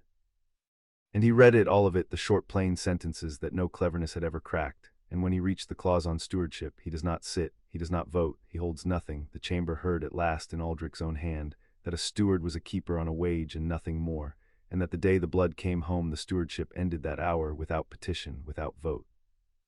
And when he turned the sheet and read the 3 lines on the back, the warden's right, the last chord of the hand and the stone, the sea sound rose and would not still until Dumbledore lifted the silver hammer. And lest the court imagine the fraud a matter of ancient hearsay, Carrick went on when the quiet returned, "The rolls have kept the proofs, and the rolls keep everything, and I will show them." He caused to appear above the well of the chamber the petition of 1612 and its 3 forged attachments, vast and luminous, so that the whole assembly could see them, the false death record, the false midwife's oath, the false certificate of a deep reading that was never performed. He laid the true record beneath each false one, as Thagdrum had done in the vault, and the dates did not match, and the assembly saw with its own eyes that the last head of Aldermere had died in 1609 and not 12, and had left a daughter, and that no deep reading had ever been asked for, because a deep reading would have ended the theft before it began. And then Carrick read Aldous Crane. "The clerk who signed the false certificate," he said, "was named Aldous Crane, and 40 years after he signed it he lay dying, and he could not die easy, and so he confessed the whole of it into the rolls of this bank under seal, and paid to have his confession kept shut until an Aldermere heir should come to hear it. It has waited 334 years. It waits no longer." And Carrick read the confession of Aldous Crane aloud into the oldest court in Britain, a dead man's plain small account of the sum he was paid, and the hand that paid it, and the lie he wrote, and the child he helped to disinherit, and it ended with a single line that the dead clerk had insisted be read exactly as he set it down. "I did it for money, and the money is spent, and the wrong is not, and I am sorry, and sorry mends nothing. And I ask only that when the heir comes he be told a man once wept for what was done to his house, 300 years before he was born." The chamber, which had roared and murmured all afternoon, made no sound at all when Carrick finished. Harry sat very still at the rail and let the silence sit, because it was Aldous Crane's silence now, and it was not his to fill. Then Amelia Bones stood, square and grey and unsmiling, and she did not speak of covenants or of stones. She spoke of a warded proxy mark, and of 1,200 galleons drawn from an orphan's trust, and of 6 identical marks that could only be pressed by a proxy enrolled before this very court. And then she spoke of a committal record for a man named Sirius Black, dated the 2nd of November, 1981, with no trial attached to it. And she laid the two beside each other, the theft and the burial, the same week, the same buried child, and she asked the chamber in a voice like a closing door, why a house that concedes the fraud of its ancestors is so very anxious that no one examine the fraud of the present, and whether a court that would hold a warden from his seat for the crime of being 6 years old might spare a moment for a man held in Azkaban for 6 years for the crime of never having been tried. By the time she sat, the water in the chamber was no longer settling toward the drain, it was moving the other way. And then, because Harry had asked him to, and because a spent man has nothing left to lose, Cuthbert Pike stood up. He was not a witness anyone had expected, a gray, heavy functionary from a department no one thought about, and the chamber did not know what to make of him until he said who he was and what register he kept, and then it went very quiet, because a keeper of records does not testify against the house he serves unless something has broken loose that cannot be put back. He told it plainly in his flat, exhausted voice as he had told it in the high room, the favor he had taken young. The ones after, the letter, 11 days old, in Alaric Mordaunt's own neat hand, ordering him to correct a register that had malfunctioned. In the morning he went down alone to obey it and found that the old magic itself would not let him enter the lie, because the word awake had been written by no hand and could be unwritten by none. I did not refuse out of virtue, Cuthbert Pike told the oldest court in Britain. I want that on the record exactly. I was prevented. But I can tell you who ordered the lie, and I have brought the letter, and the letter is sealed with a Mordaunt seal that is not warded against reading, because he did not think this time that it would ever be read. He laid it in the well of the chamber, and it rose, luminous, beside the forged proofs of 1612, 3 centuries apart in the same hand-shape of the same crime, and the assembly looked from the old fraud to the new one, and understood that it was not history at all, that it had never stopped. That the theft in the ancient petition and the theft from a living orphan's trust and the order to bury a woken register were one continuous act stretching unbroken across 374 years, and reaching, at its far end, into this very fortnight, into this very chamber, into the 5th seat, where a still-faced man sat and did not move. I am a bought man, said Cuthbert Pike into the silence, at the end of a bought life, and this is the first unbought thing I have done, and I did it too late to be proud of, and I am doing it anyway. Make of that what you will. And he sat down heavily, a small gray man who had just, at ruinous cost, told the truth in a room where the truth was not allowed, and the great middle of the chamber, the tired, anxious many, looked at him and did the arithmetic he had handed them, and were, at last, more afraid of looking cruel than of looking foolish. Silas Thorne rose to answer, and he was still masterful, and he did not panic because he never panicked, and he did the only thing left to do, which was exactly what Carrick had said he would do. He moved to drown the right. He rose on procedure, and he stayed on procedure, and he was very good at it. The right, he argued, was unexamined, unwitnessed in living memory, ungoverned by any protocol this court had ever approved. The keystone could not lawfully be removed from a secured vault. The risk to the realm's own wards was incalculable. No responsible body would permit an ancient and untested working to be performed on the very foundation of the nation's magic on the say-so of a child in a bank. The convocation had not sat as a convocation in 600 years, and could not simply reconstitute itself because a clever infant wished it. He piled the objections one on another, each one reasonable, each one a stone on the grave, and Harry watched him build the mountain and understood that the case would be decided now not by truth, which was all on Harry's side, but by whether the man at the top of the tiers with the silver hammer would let the mountain stand. Chief Warlock, said Thorne at last, turning to Dumbledore. The child's party asks this court to descend into a vault and permit a 6-year-old to lay hands upon the root of the realm's magic, in a rite no living soul has witnessed, governed by no protocol, on the strength of an ancient rhyme. I ask this court to do the responsible thing, the careful thing, the thing that any wise guardian would do for a child in his keeping. I ask you to refuse. And the chamber turned, tier upon tier, to the top of the room, to Albus Dumbledore, who held the silver hammer, and who had placed Harry under a stair with his own hands 6 years ago for reasons of safety, and who had come to Gringotts 11 days past to counsel exactly this, that the legacy should sleep, that the safe course, the careful course, was to let a wise guardian hold it all until the child was grown. It was, Harry understood, looking up at the blue eyes, the same word from the same mouth. Thorne was asking Dumbledore to be careful, and careful was the thing Dumbledore had chosen every time for 60 years. Dumbledore was silent for a long moment. Then he set down the silver hammer and rose, which a chief warlock did only to speak as himself, and the chamber went utterly still. Mr. Thorne asks me to do the careful thing, Albus Dumbledore said. He is, I will tell this court, singing a song I know very well, for I have sung it myself in this very matter to this very child, not 2 weeks past. I counseled him in a room above Gringotts to let his house sleep, to accept a wise and careful guardianship, to be protected from the weight of his own inheritance until he was grown. I meant it kindly. I have meant a great many things kindly." His blue eyes moved from Thorn to Harry and stayed there. "And this child who is 6 looked at me and told me that my careful kindness and Alaric Mordaunt's careful stewardship were the same cage in different paint, and that if I was truly sorry for the stare I had put him under, I would not offer to hold his legacy for him. I would help him take it, in the daylight, all the way." He turned back to the chamber, and something in the old face had set at last, past all its smoothness, into a thing that could not be moved. "I have spent a long life choosing the careful thing, and telling myself that careful and right were the same. This child taught me in the space of one sentence that they are not, and that I have hidden a great deal of controlling behind the word protect, and that a man who truly means a child well must sometimes have the courage to stop protecting him and start standing behind him." He lifted his head. "The covenant is the supreme law upon this matter. No man in this chamber has dared deny it, least of all Mr. Thorn, who conceded it whole. And the covenant says in the warden's own hand that when the blood is doubted, the stone shall settle it before the assembled convocation, and that what the stone acknowledges, no law may deny. Mr. Thorn calls that an ancient rhyme. I call it the highest law we have, older than this court, older than the ministry that pays us, older than every procedure Mr. Thorn has so ably stacked against it.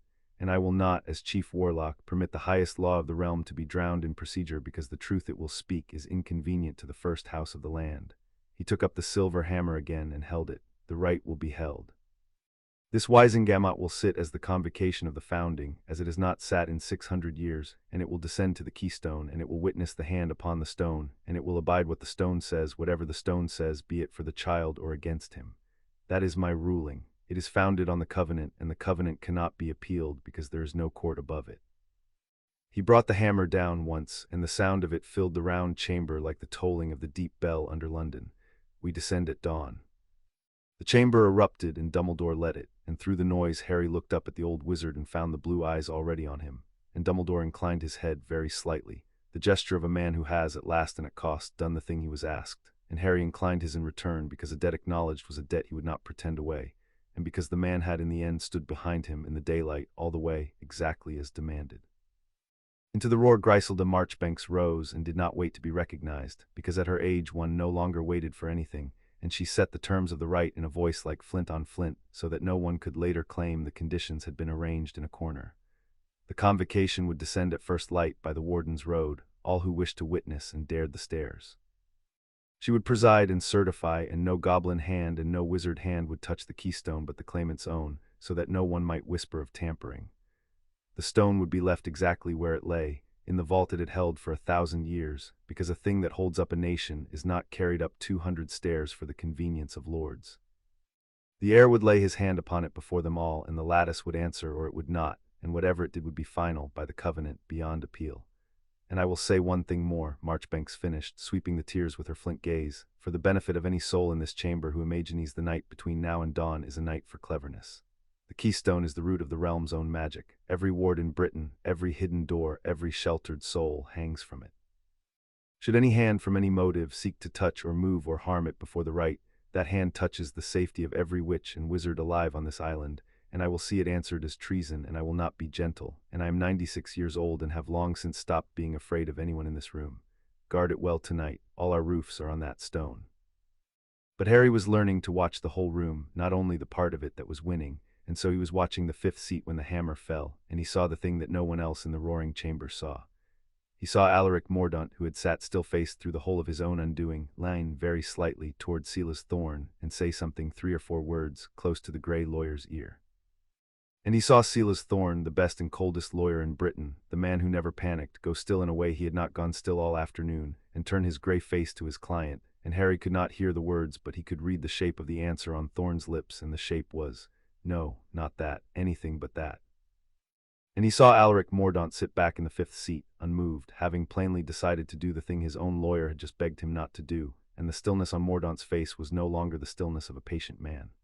It was the stillness of a man who has one card left and has looked at it, and has understood that it will cost him everything to play it, and has decided that everything is a price he is willing to pay rather than lose. Harry leaned to Carac under the roar. "Mordaunt just told Thorn something," he said quietly, "and Thorn said no, and Mordaunt's going to do it anyway, whatever it is." He watched the 5th seat, the still face, the decided eyes. He's lost the law. He knows he's lost the law, so he's not going to fight the right anymore. He's going to come to it. He's got something he wants to do at the stone. He turned the ring on his finger once slowly. "Whatever's down there tomorrow, it isn't just going to be my hand and the keystone."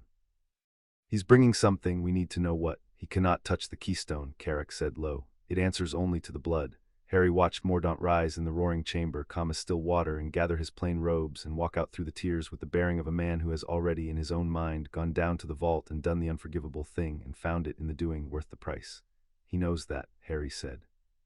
So either he thinks he's got blood we don't know about, or he's not planning to touch it at all. He's planning to break it. He looked at Carrick and at Ragnock beyond him, and at Grisel de Marchbanks with her flint eyes, all of them turning now to the fifth seat, all of them at last seeing what he saw. A man who can't have a thing and can't hide it anymore has one move left. If Aldermere wakes tomorrow in front of the whole convocation, Mordaunt is finished, 300 years finished in front of everyone, unless there's nothing left to wake, unless the stone can't answer because the stone isn't there or isn't whole. The roar of the chamber washed over them, and Harry did not raise his voice, and somehow that made it carry. We have until dawn, and I don't think we're the only ones going down the Warden's road tonight. Chapter 6 and Chapter 7. The Warden wakes. They guarded the keystone through the night, and nothing came. That was the thing Harry could not stop turning over, sitting in the reading chamber in the small dead hours with Vrag on one side of him and Gornock on the other, and the Warden's road standing open at his feet, breathing up its cold, clean air from the middle of the clock. Mordaunt had leaned to Thorn and said a thing that made the coldest lawyer in Britain beg him not to. Mordaunt had walked out with the face of a man who had decided to pay everything. And then Mordaunt had done nothing all night, while the goblins doubled the deep wards and Grisel de Marchbanks sat sleepless at the head of the stair with her flint eyes fixed on the dark. Nothing came up the Warden's road, nothing tried the vault. He's not going to sneak, Harry said at last, into the cold. I had it wrong. He's not coming down in the night to break it in secret. He'd already lose if he did that. Marchbanks called it treason, and everyone heard her, and a thief in the dark is exactly the cruel-looking thing that would finish him with the middle of the room. He watched the open stair breathe. He's going to do it in the daylight, in front of everyone, whatever it is. He decided that in the chamber. That's why he told Thorn, and that's why Thorn said no, because Thorn knows that whatever Mordaunt's planning to do at the right in front of the whole convocation is the one move that can't be walked back. He turned the ring once. We didn't need to guard the stone tonight. We need to guard it at dawn. When they're all watching, that's when he plays it. Then we will be ready at dawn, said Vrag, and did not ask what it was, because a guard who waits to know the shape of a threat before he prepares for it is a guard who arrives late. In the last hour before the light, Harry went down alone, or nearly alone, with only Gornock, who could not see and did not need to, and he stood in the open door of the Warden's vault and looked at the keystone breathing on its plinth. He had not come down to do anything. He had come down because in a few hours he was going to lay his hand on this stone in front of the whole assembled power of Britain, and he wanted first to visit it the way you visit a thing you love when no one is watching, without ceremony, without a crowd, just to be near it. The Worm came out to meet him, glad as it was always glad, and he sat on the worn rock at the foot of the plinth and put his back against it and felt the great slow heartbeat move through the stone into his own spine, and for a while he did not think about Mordaunt or Thorn or the tiered chamber or any of it. They're all going to be watching, he said, to the stone quietly, because there was no one but Gornock to hear, and Gornock kept everything.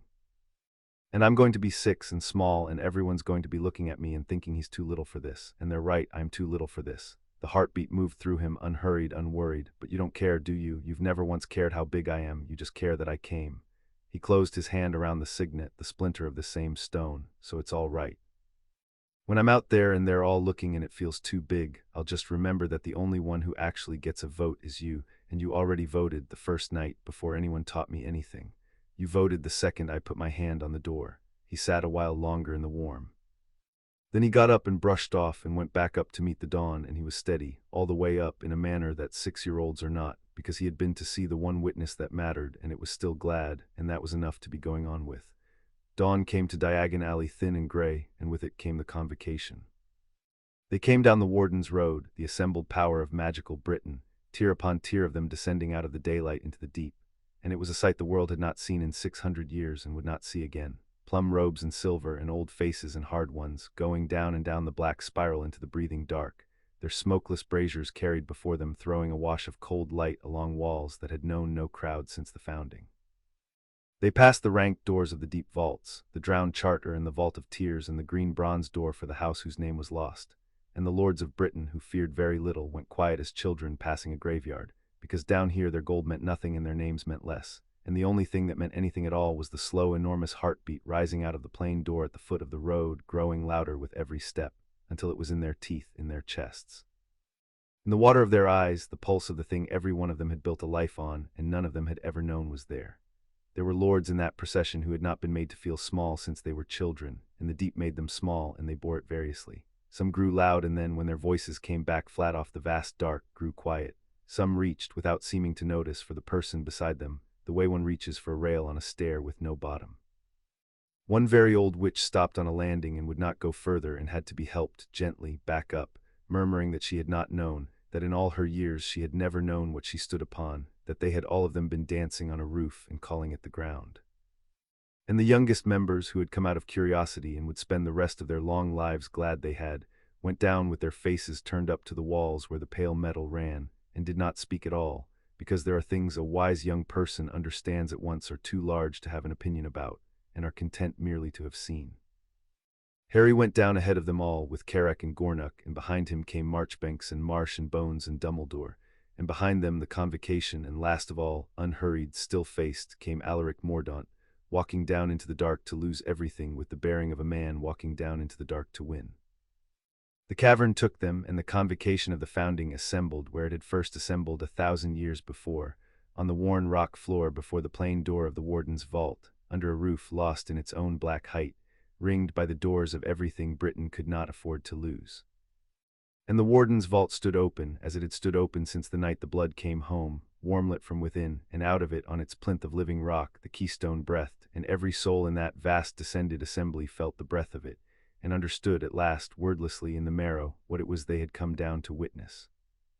Not a legal ceremony, not a settling of a great house's affairs, but the beating heart of their whole hidden world, laid bare in front of them for the first, and perhaps the only time in their lives. Griselda Marchbanks stood before the open vault, and lifted her ancient voice, and the cavern carried it. "We are the Convocation of the Founding," she said, "reconstituted this dawn under the Covenant, which is the highest law there is, to witness the warden's right, which has not been invoked since Aldrich set it down 1,000 years ago against exactly this hour, when men could not settle the blood and the stone must settle it for them. The law of the right is plain, and I read it once, that no soul here may claim afterward not to have heard it. The claimant shall lay his hand upon the keystone, and the lattice shall answer him, or it shall not, before every witness. What the stone acknowledges, no law may deny. What the stone rejects, no law may install. There is no appeal from the stone, because there is nothing above it. Let the claimant come forward." Harry walked forward across the worn floor into the warm light of the open vault, alone, small, 6 years old, in robes that fit, with the roof of a nation waiting on its plinth, and the whole assembled power of Britain fell silent behind him, and there was only the breath of the stone and the sound of his own too big no longer shoes on the rock. He came to the plinth. He looked down at the keystone, gray and unremarkable and lit from within by the running fire of the lattice, the middle of the clock, the thing his family had kept the door on for 300 years without ever once knowing it was themselves. He raised his hand, the one with the signet, the splinter of the same stone warm on his finger. "Stop!" The word came from Alaric Mordaunt, and it fell into the cavern like a stone into a well, and every head turned. He had stepped forward from the assembly, out onto the worn floor, and he stood tall and still in his plain dark robes, and Silas Thorne was at his elbow with a gray face and a hand half raised, still, even now, trying to stop him, and Mordaunt shook the hand off without looking at it. "Before the child lays his hand upon the stone," Alaric Mordaunt said, and his voice was calm and carried, "the right demands the truth, and I will give this Convocation a truth it does not have, that not the Goblins, nor the Reckoner, nor the clever infant himself has troubled to read out of the rolls, because it was not in their interest to find it." He turned slowly and swept the tears of witnesses with eyes that gave nothing away. "You have been told a simple tale. House wronged, a thief's descendant, a stolen seat, true heir come home. A tale with a villain and a child, and I am cast the villain, and I have sat and let it be told, because it is not yet finished, and the end of it is mine." He lifted his chin. "Read the Mordaunt line, Reckoner, deep as you read the child's. I demand the right of my own blood. I demand the stone test my hand." The cavern erupted, and Marchbanks stilled it with a raised claw of a hand and turned her flint eyes on Carrick. "Is there cause?" she said. "The right is the claimant's, but the covenant says the stone shall settle a doubted blood before all. If this man asserts a blood, the stone may be asked. Reckoner, read the House of Mordaunt, deep." Carrick's black eyes had narrowed, and he did not argue, because a reckoner does not fear a fact, and he reached into the deep rolls as he had reached in the reading chamber, and he read the line of Mordaunt backward, name upon name, and the cavern watched it climb, and Harry watched it too, and understood, before it reached its root, exactly what Mordaunt had been holding, and why Thorne had begged him not to play it, and why Mordaunt had decided to play it anyway. "The House of Mordaunt," Carrick read, and his dry voice had gone very careful, "runs back, and here, the burning line reached a branching, far up, in the years before the striking, here it, too, touches Aldermere. A sound went through the assembly. In the year 1580, an Aldermere's son, a cadet, cast out of his house for a crime the rolls do not name kindly, took the name of his mother's people, and her people were Mordaunt, and his blood ran down into them, and it is in the man who stands before us now, thin and old and real. Carrack paused and read the deeper truth that sat beside it in the rolls, because a reckoner reads all of a thing or none of it. And here, my lords, is the answer to a question no one has thought to ask, which is how the House of Mordaunt knew, in 1612, that Aldermere was worth stealing, when the wider world had all but forgotten the house existed. They knew because they were of it. The cast-out cadet carried down to them not only his blood but his knowledge. His grandsons grew up on the story of the great house their line had been expelled from, and the seat it held, and the incomes it drew, and one of those grandsons was Corvinus, who did not seek to return to Aldermere and serve it, as a wronged son might, but to bury what remained of it and take its chair. The theft was not a stranger's theft. It was a cadet's revenge 3 generations cold upon the house that cast his grandfather out. That too is in the rolls, that too cannot be unread. He lowered his hand. Alaric Mordaunt carries Aldermere blood, it is true, and his house has known it and hidden it and used it for 400 years. Mordaunt smiled, and it was the coldest thing that had happened in a week of cold things. There, he said, you see, not a thief's descendant, an Aldermere. A son of the house as much as the claimant, older in the line than the claimant, and a grown man who has kept the seat and tended the lattice and served this realm faithfully for a lifetime, where the child has served it for 11 days. He turned to the tears, and his voice rose, and it was, Harry understood, genuinely dangerous because it was mostly true. This was never a theft. It was a family quarrel 300 years old between 2 branches of one house, and I am the branch that stayed, that served, that carried the weight, while the other branch hid in Surrey. Let the stone test us both. Let the right decide between 2 sons of Aldermere, and not between a villain and a child, for that tale is a lie, and I will not lay down 374 years of my family's service at the feet of a boy because a goblin found a drop of older blood. Test my hand. The covenant allows it, I demand it, and when the stone knows me too, this convocation will see that there is no clean heir here and no clean thief, only 2 claims of one blood, and the seat may stay, in law and in justice, with the son who has actually borne it. It was a good move. It was, Harry thought, standing very still by the plinth, perhaps the best move anyone had made in the whole affair, better than Thorn's, because it did not fight the truth. It swallowed a piece of it and grew large on it. And if the stone acknowledged Mordaunt's blood at all, even a little, even the thinnest thread, then everything would blur, and blur was all Mordaunt needed, because a blurred claim goes to the grown man and not the child every time in every court there has ever been. Silas Thorn had stepped back and put his gray face in his gray hand, because he had begged his client not to do this, and Harry understood at last why. Because Thorn, who read everything, had read the covenant 3 times, and Thorn knew what the stone weighed, and it was not blood. He's right about the blood, Harry said. His clear voice went out into the cavern, and it stopped the rising noise, because once again the child had opened by agreeing, and no one ever expected that. He's right, Harry said again, turning to face Mordaunt across the worn floor, small and level and unafraid. You do have Aldermere blood, the reckoner read it. I'm not going to stand here and say a true thing is false, because I've spent a week beating you with true things, and I'm not going to stop now just because one of them is yours. He turned the ring. But you've made a mistake, Mr. Mordaunt. The same mistake your whole family made for 374 years. You think the Wardrite is about blood. You think if you've got the blood, you've got a claim, and if you've got a claim, you can blur mine, and if you can blur mine, you keep the chair. He shook his head slowly. But it was never about the blood. Read the covenant again. It doesn't say the stone answers to the blood. It says the seat belongs to the one who can perform the duty. The blood is just the door. The duty is the house. And the duty isn't sitting in a chair and drawing an income and casting a vote, a clerk explains to you.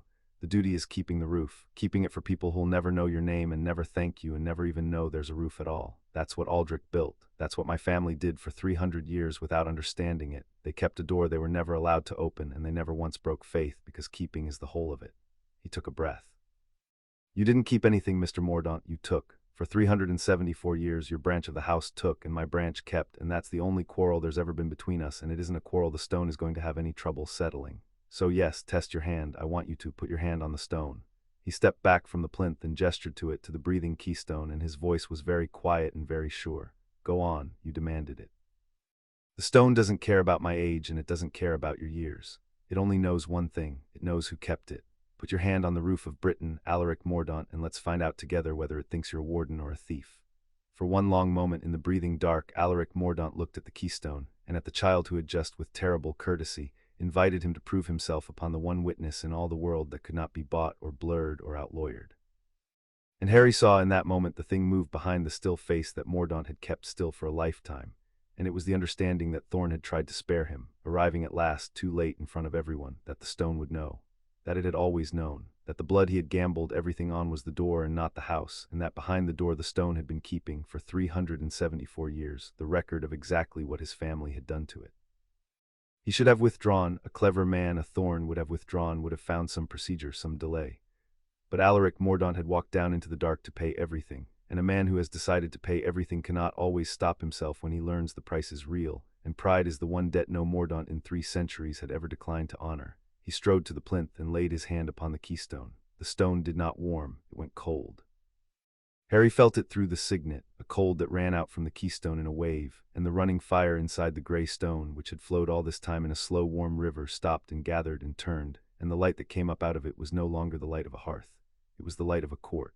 It rose up around Alaric Mordaunt's hand and up his arm, and it held him there. He could not lift his hand, and the keystone showed the cavern what it had kept. It did not speak, it had never needed words. It used the pulse, and the pulse went out into every witness at once, and every soul in that vast assembly received, whole and undeniable, and from the inside, the truth. 374 years of it, the forged death and the bought clerk and the stolen votes and the drained incomes, and the child put under stare for cheapness, and a man buried in Azkaban without trial, and awarded proxymark pressed 6 times by a hand that thought no one would ever read it. All of it not as an argument, not as evidence, but as a thing felt in the marrow, the keystone pouring its long memory of the theft into every witness present. So that no one in that cavern would ever again be able to pretend they did not know. It was a terrible thing to receive. Harry felt it come through the signet, and he had already known most of it, and still it took the breath out of him. And he watched it land on the assembled convocation who had not known, the great old houses who had followed Mordaunt out of interest, and the tired middle who had wanted only not to be embarrassed, and he watched their faces as 374 years of another house's crime arrived in them all at once, unarguable, felt and not argued, and he saw the exact moment each of them stopped being able to tell themselves it was complicated or old or above them. Some of them wept. Grown lords who had come down to see a boy fail wept on the worn rock at the truth the stone poured into them, because the stone did not permit distance, and a truth you are made to feel from the inside is a different creature entirely from a truth you are merely told. Alaric Mordaunt stood at the center of it, held by the cold light, and his still face at last was still no longer, because he was feeling it too, his own house's crime pouring through him with the rest, from the outside now, the way his victims had always felt it. And then into the frozen court of that light the keystone rendered its judgment, and it was one word, and it was not spoken, but it arrived in every chest at once, ancient and absolute and final: thief. The cold light released Mordaunt's hand, and he staggered back from the plinth, and the assembly recoiled from him as from a man marked, because he was marked. The stone had marked him in front of the whole convocation, and there was no appeal, because there was nothing above the stone. And Alaric Mordaunt, 374 years finished in the space of a single heartbeat, in front of everyone, with the truth of his whole house poured cold into every witness alive, did the last thing, the thing he had told Thorn he would do, the thing Thorn had begged him not to, and it was not a legal thing, and it was not a clever thing, and it was the thing a cornered man does when everything is already lost. He drew from within his plain dark robes an implement Harry had no name for, old and wrong, a thing his house should never have possessed and had kept for 3 centuries against exactly this hour of ruin. A warden's tool turned to a warden's undoing, and he raised it over the keystone, over the beating heart of the roof of Britain. And if he could not have it, then no one would, and if the stone had named him thief before the world, then the world could learn what it cost to lose its roof. If I cannot hold it, Alaric Mordaunt cried, then let it. He never finished, because Harry's hand was already on the stone. He had not decided to do it. There was no time to decide, and deciding was not what happened. What happened was that the warden's hand went to the keystone, the way a hand goes to catch a falling child before thought from somewhere below thought, from the bond that had run both ways since the night the vault opened, and the moment Harry's hand touched the stone the lattice woke to its warden, all of it, the whole net of Britain, 10,000 strands and 10,000 stones from the far north to the southern cliffs, and it woke because its keeper was in danger, and the keeper was in danger because the keystone was.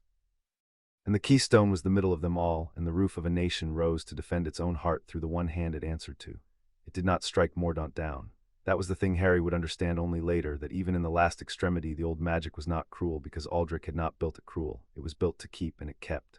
The wave of it came up out of the stone through Harry, and it did not kill and it did not maim. It simply immensely refused. The implement in Mordaunt's hands turned to cold dust between his fingers. The light of the whole lattice blazed up out of the keystone and filled the cavern to its lost black roof, and beyond it, up through 200 stairs and 200 more, up through the mountain, up through the bank, up into the grey London dawn and out across the whole sleeping island. So that for one instant every ward in Britain flared bright, every hidden door glowed, every sheltered soul stirred in its bed with the sudden unaccountable sense of being held, and the roof of the wizarding world, which had sheltered them all in silence for 1,000 years, was for one heartbeat visible to every soul beneath it, a vast net of cold fire flung across the dark, blazing, unbroken, alive, and at the center of it, in the middle of the clock, a boy of 6 with his hand on a grey stone, holding the roof up, being the thing the stone had waited 1,000 years to name. And Harry held it. That was the part he could never afterward explain, though many asked, because there were no words in his ledger or anyone's for what it was to be, for the length of a single heartbeat, the place where the whole roof of a nation came to rest. It was not like lifting a weight. It was like being the ground a weight is set upon. There was nothing to strain against, only everything to hold still for, and he held still, 6 years old, on the worn rock, and let the enormous thing pour up through him and out to the edges of the island and back, and he did not break, and he did not let go, and he understood in the middle of it, with a clarity that would stay with him all his life, that this was the whole of the duty Thorn had said he could not perform. Not the levies, not the votes. This to be the still point the roof could lean on, and he could do it, not because he was clever or because he had been coached or because he was anything at all but small and steady and willing. He could do it because he had come and because he would not let go and because keeping was the whole of it, and keeping was the one thing he had been practicing, unknowing, every day of 6 years under stare, and the keystone named him. It warmed under his hand, the warmth of the hearth and the hand on the back of the neck, and the one place in the world that was glad you had come. And the warmth went out into the assembly as the cold had gone out, and every witness felt it, felt the exact difference between the two, the thief's cold and the warden's warmth, so that no man there could ever confuse them again. And the word that arrived in every chest was not spoken and did not need to be, and it was the last court, and it was final. And it was Warden. When Harry took his hand from the stone, the cavern was silent, and the whole convocation of the founding was on its feet, and Alaric Mordaunt was on his knees on the worn rock, empty-handed, cold-marked, 3 centuries finished, and Amelia Bones was already crossing the floor toward him with 2 of her people, unhurried, because a man the stone has named does not run. Griselda Marchbanks lowered her ancient arms, and her flint eyes were wet, which no one present had ever seen and no one present would ever mention, and she turned to the assembly and certified the thing that every soul in the cavern had felt in the marrow of them and could never now deny. The stone has acknowledged the claimant, she said, and her voice did not shake. By the covenant, which is the highest law there is, Harry James Potter is the warden of the House of Aldermere in blood and in duty and in the judgment of the keystone itself, and there is no appeal because there is nothing above the stone. The stewardship is ended. It ended in truth the night the vault opened, and the stone has only now said aloud what was already so. Let it be entered in the rolls and in the record of this court and in the memory of every witness here. The roof has its keeper again. It is done, it was done. What followed took days and then weeks, and Harry watched it unfold with the same steady attention he had brought to everything, from the high room above the marble hall that had become, without anyone quite deciding it, his. The seat reverted, the covenant compelled it, and after the cavern no soul in Britain would have dared resist the covenant. The incomes of 3 centuries were reckoned to the nut by Thagdrim, who enjoyed it more than he would admit, and what could be recovered was recovered into the trust that should have fed and clothed and delighted a child, and would now, belatedly, do a portion of that work. Alaric Mordaunt went before Amelia Bones's people, and then before a court that was not the convocation, on charges that ran from the ancient fraud to the raising of a warden's tool against the keystone, which Marchbanks had named treason, and the court agreed. And Silas Thorn, asked to defend him, declined for the first time in his career and said, when pressed, only that there are cases a man loses and cases a man should not win, and that he had at last in his old age learned to tell them apart, and that it was the child who had taught him, and that he did not thank him for it, but he would remember it. The country did not know what to do with it, and so it did what countries do, which was to talk. The Daily Prophet ran the right across a week of front pages, and none of the versions were quite right, and it did not matter, because every witch and wizard in Britain had, on one grey dawn, felt their own roof blaze bright above them for a single heartbeat and known, wordlessly in the marrow, that something true had happened under London, and no headline could add to that or take it away. Children who had been in their beds that morning would say, all their lives, that they remembered the light, and some of them would even be telling the truth. And Cuthbert Pike, who had told the truth too late to be proud of it, was not destroyed after all, or not as he had expected.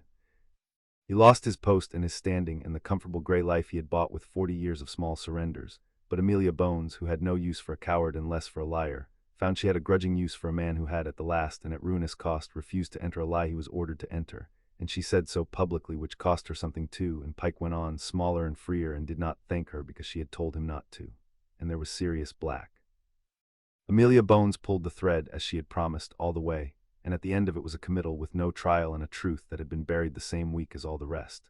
And she brought it into the daylight the way the keystone had brought the fraud into the daylight, and though the untangling of it was slower than a stone's word and would take a season of hearings, yet the first of those hearings had been ordered, and a man who had been named guardian in a will and buried without a trial on the same day was, at last, going to be asked the questions no one had troubled to ask him for 6 years.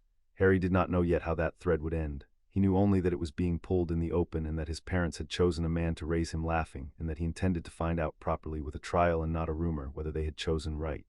He did not go back to the cupboard under the stairs. That in the end was the smallest and the largest of all of it. He did not go back.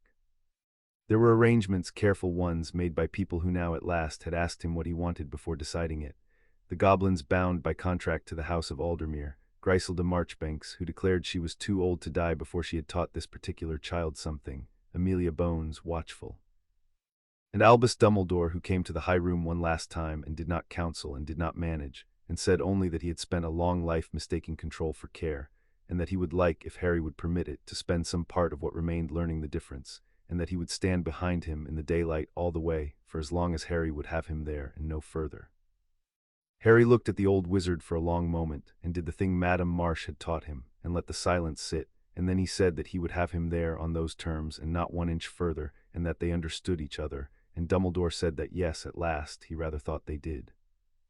The duties of the warden did not, in the end, fall on a 6-year-old, because Aldrich had never meant them to fall on any warden alone. That was the last thing the Covenant taught them, read once more in daylight, that a warden keeps but does not carry unaided, and that the house had always had a warden's council, honest hands to tend the votes and the levies and the tedious daily weight of a nation's business, answerable to the warden and removable by him and forbidden, on the plainest of Aldrich's plain clauses, from ever holding in their own name so much as a nut of what they tended. So they built it again out of the honest few, Bones for the law, Marchbanks for the lore, Thagdrum for the accounts, a scattering of the honest members who had reached, in the tiered chamber, for the side that turned out to have been right. They would carry the daily weight. Harry would learn it year by year, as a child learns anything, until the day it was his to carry, in fact, as it was already his in blood. And in the meantime he would do the one thing the theft had cost him and the right had won back, which was the only thing a person of 6 is actually required to do, and which no warden's counsel could do for him. He would be 6. He did not know yet, that first summer, where all the years would take him. He knew that he woke now in a room with a window, and that the window had light in it in the morning, and that when he came down there was a place set at a table and a chair he was permitted to sit in, and that when he asked a question he was answered, and that when he laughed no one flinched. Small things. He had built a whole ledger once of the small cruelties of a house. He began, that summer, to build a different ledger, and it filled faster than he expected. Griselda Marchbanks taught him to read the old script and was pleased with him, and pretended not to be. A goblin named Gornock, who could not see, taught him to listen to a room the way a keeper listens to a vault. And on his 7th birthday, the 31st of July, someone remembered it in time, and there was a cake and there were candles, and Harry looked at the little flames for a long moment before he blew them out, because he had spent his 6th year learning what it was to be a light no one had lit for him. And here were 7 that someone had, and he understood that this, too, was a kind of magic, older than the lattice in its way, and that he intended to keep it. On the morning it ended, Harry climbed the last of the stairs up out of the deep for what he suspected would not be the last time, and came out into the marble hall of Gringotts and stopped and looked back down the way he had come, down the long stair toward the reading chamber and the warden's road in the middle of the clock, where a grey stone breathed on its plinth in a vault that would never again be shut, warm-lit, patient, its door and eye that had found its face. He put his hand into his pocket and closed it around the one thing he had carried out of 6 years under the stairs, the toy soldier with the melted foot, and he found he did not need it any more, not as he once had, and he understood that this was not a loss either. Some things you carry until their time, and then you set them down because the room will keep them, and the room is very good at keeping things until their time. Above him, the bronze doors of Gringotts stood open on the crooked street, where the wizarding world went about its morning under a roof it had seen once blaze across the whole of the sky, and would spend 1,000 years telling stories about, and never quite believe and be sheltered by regardless whether it believed or not.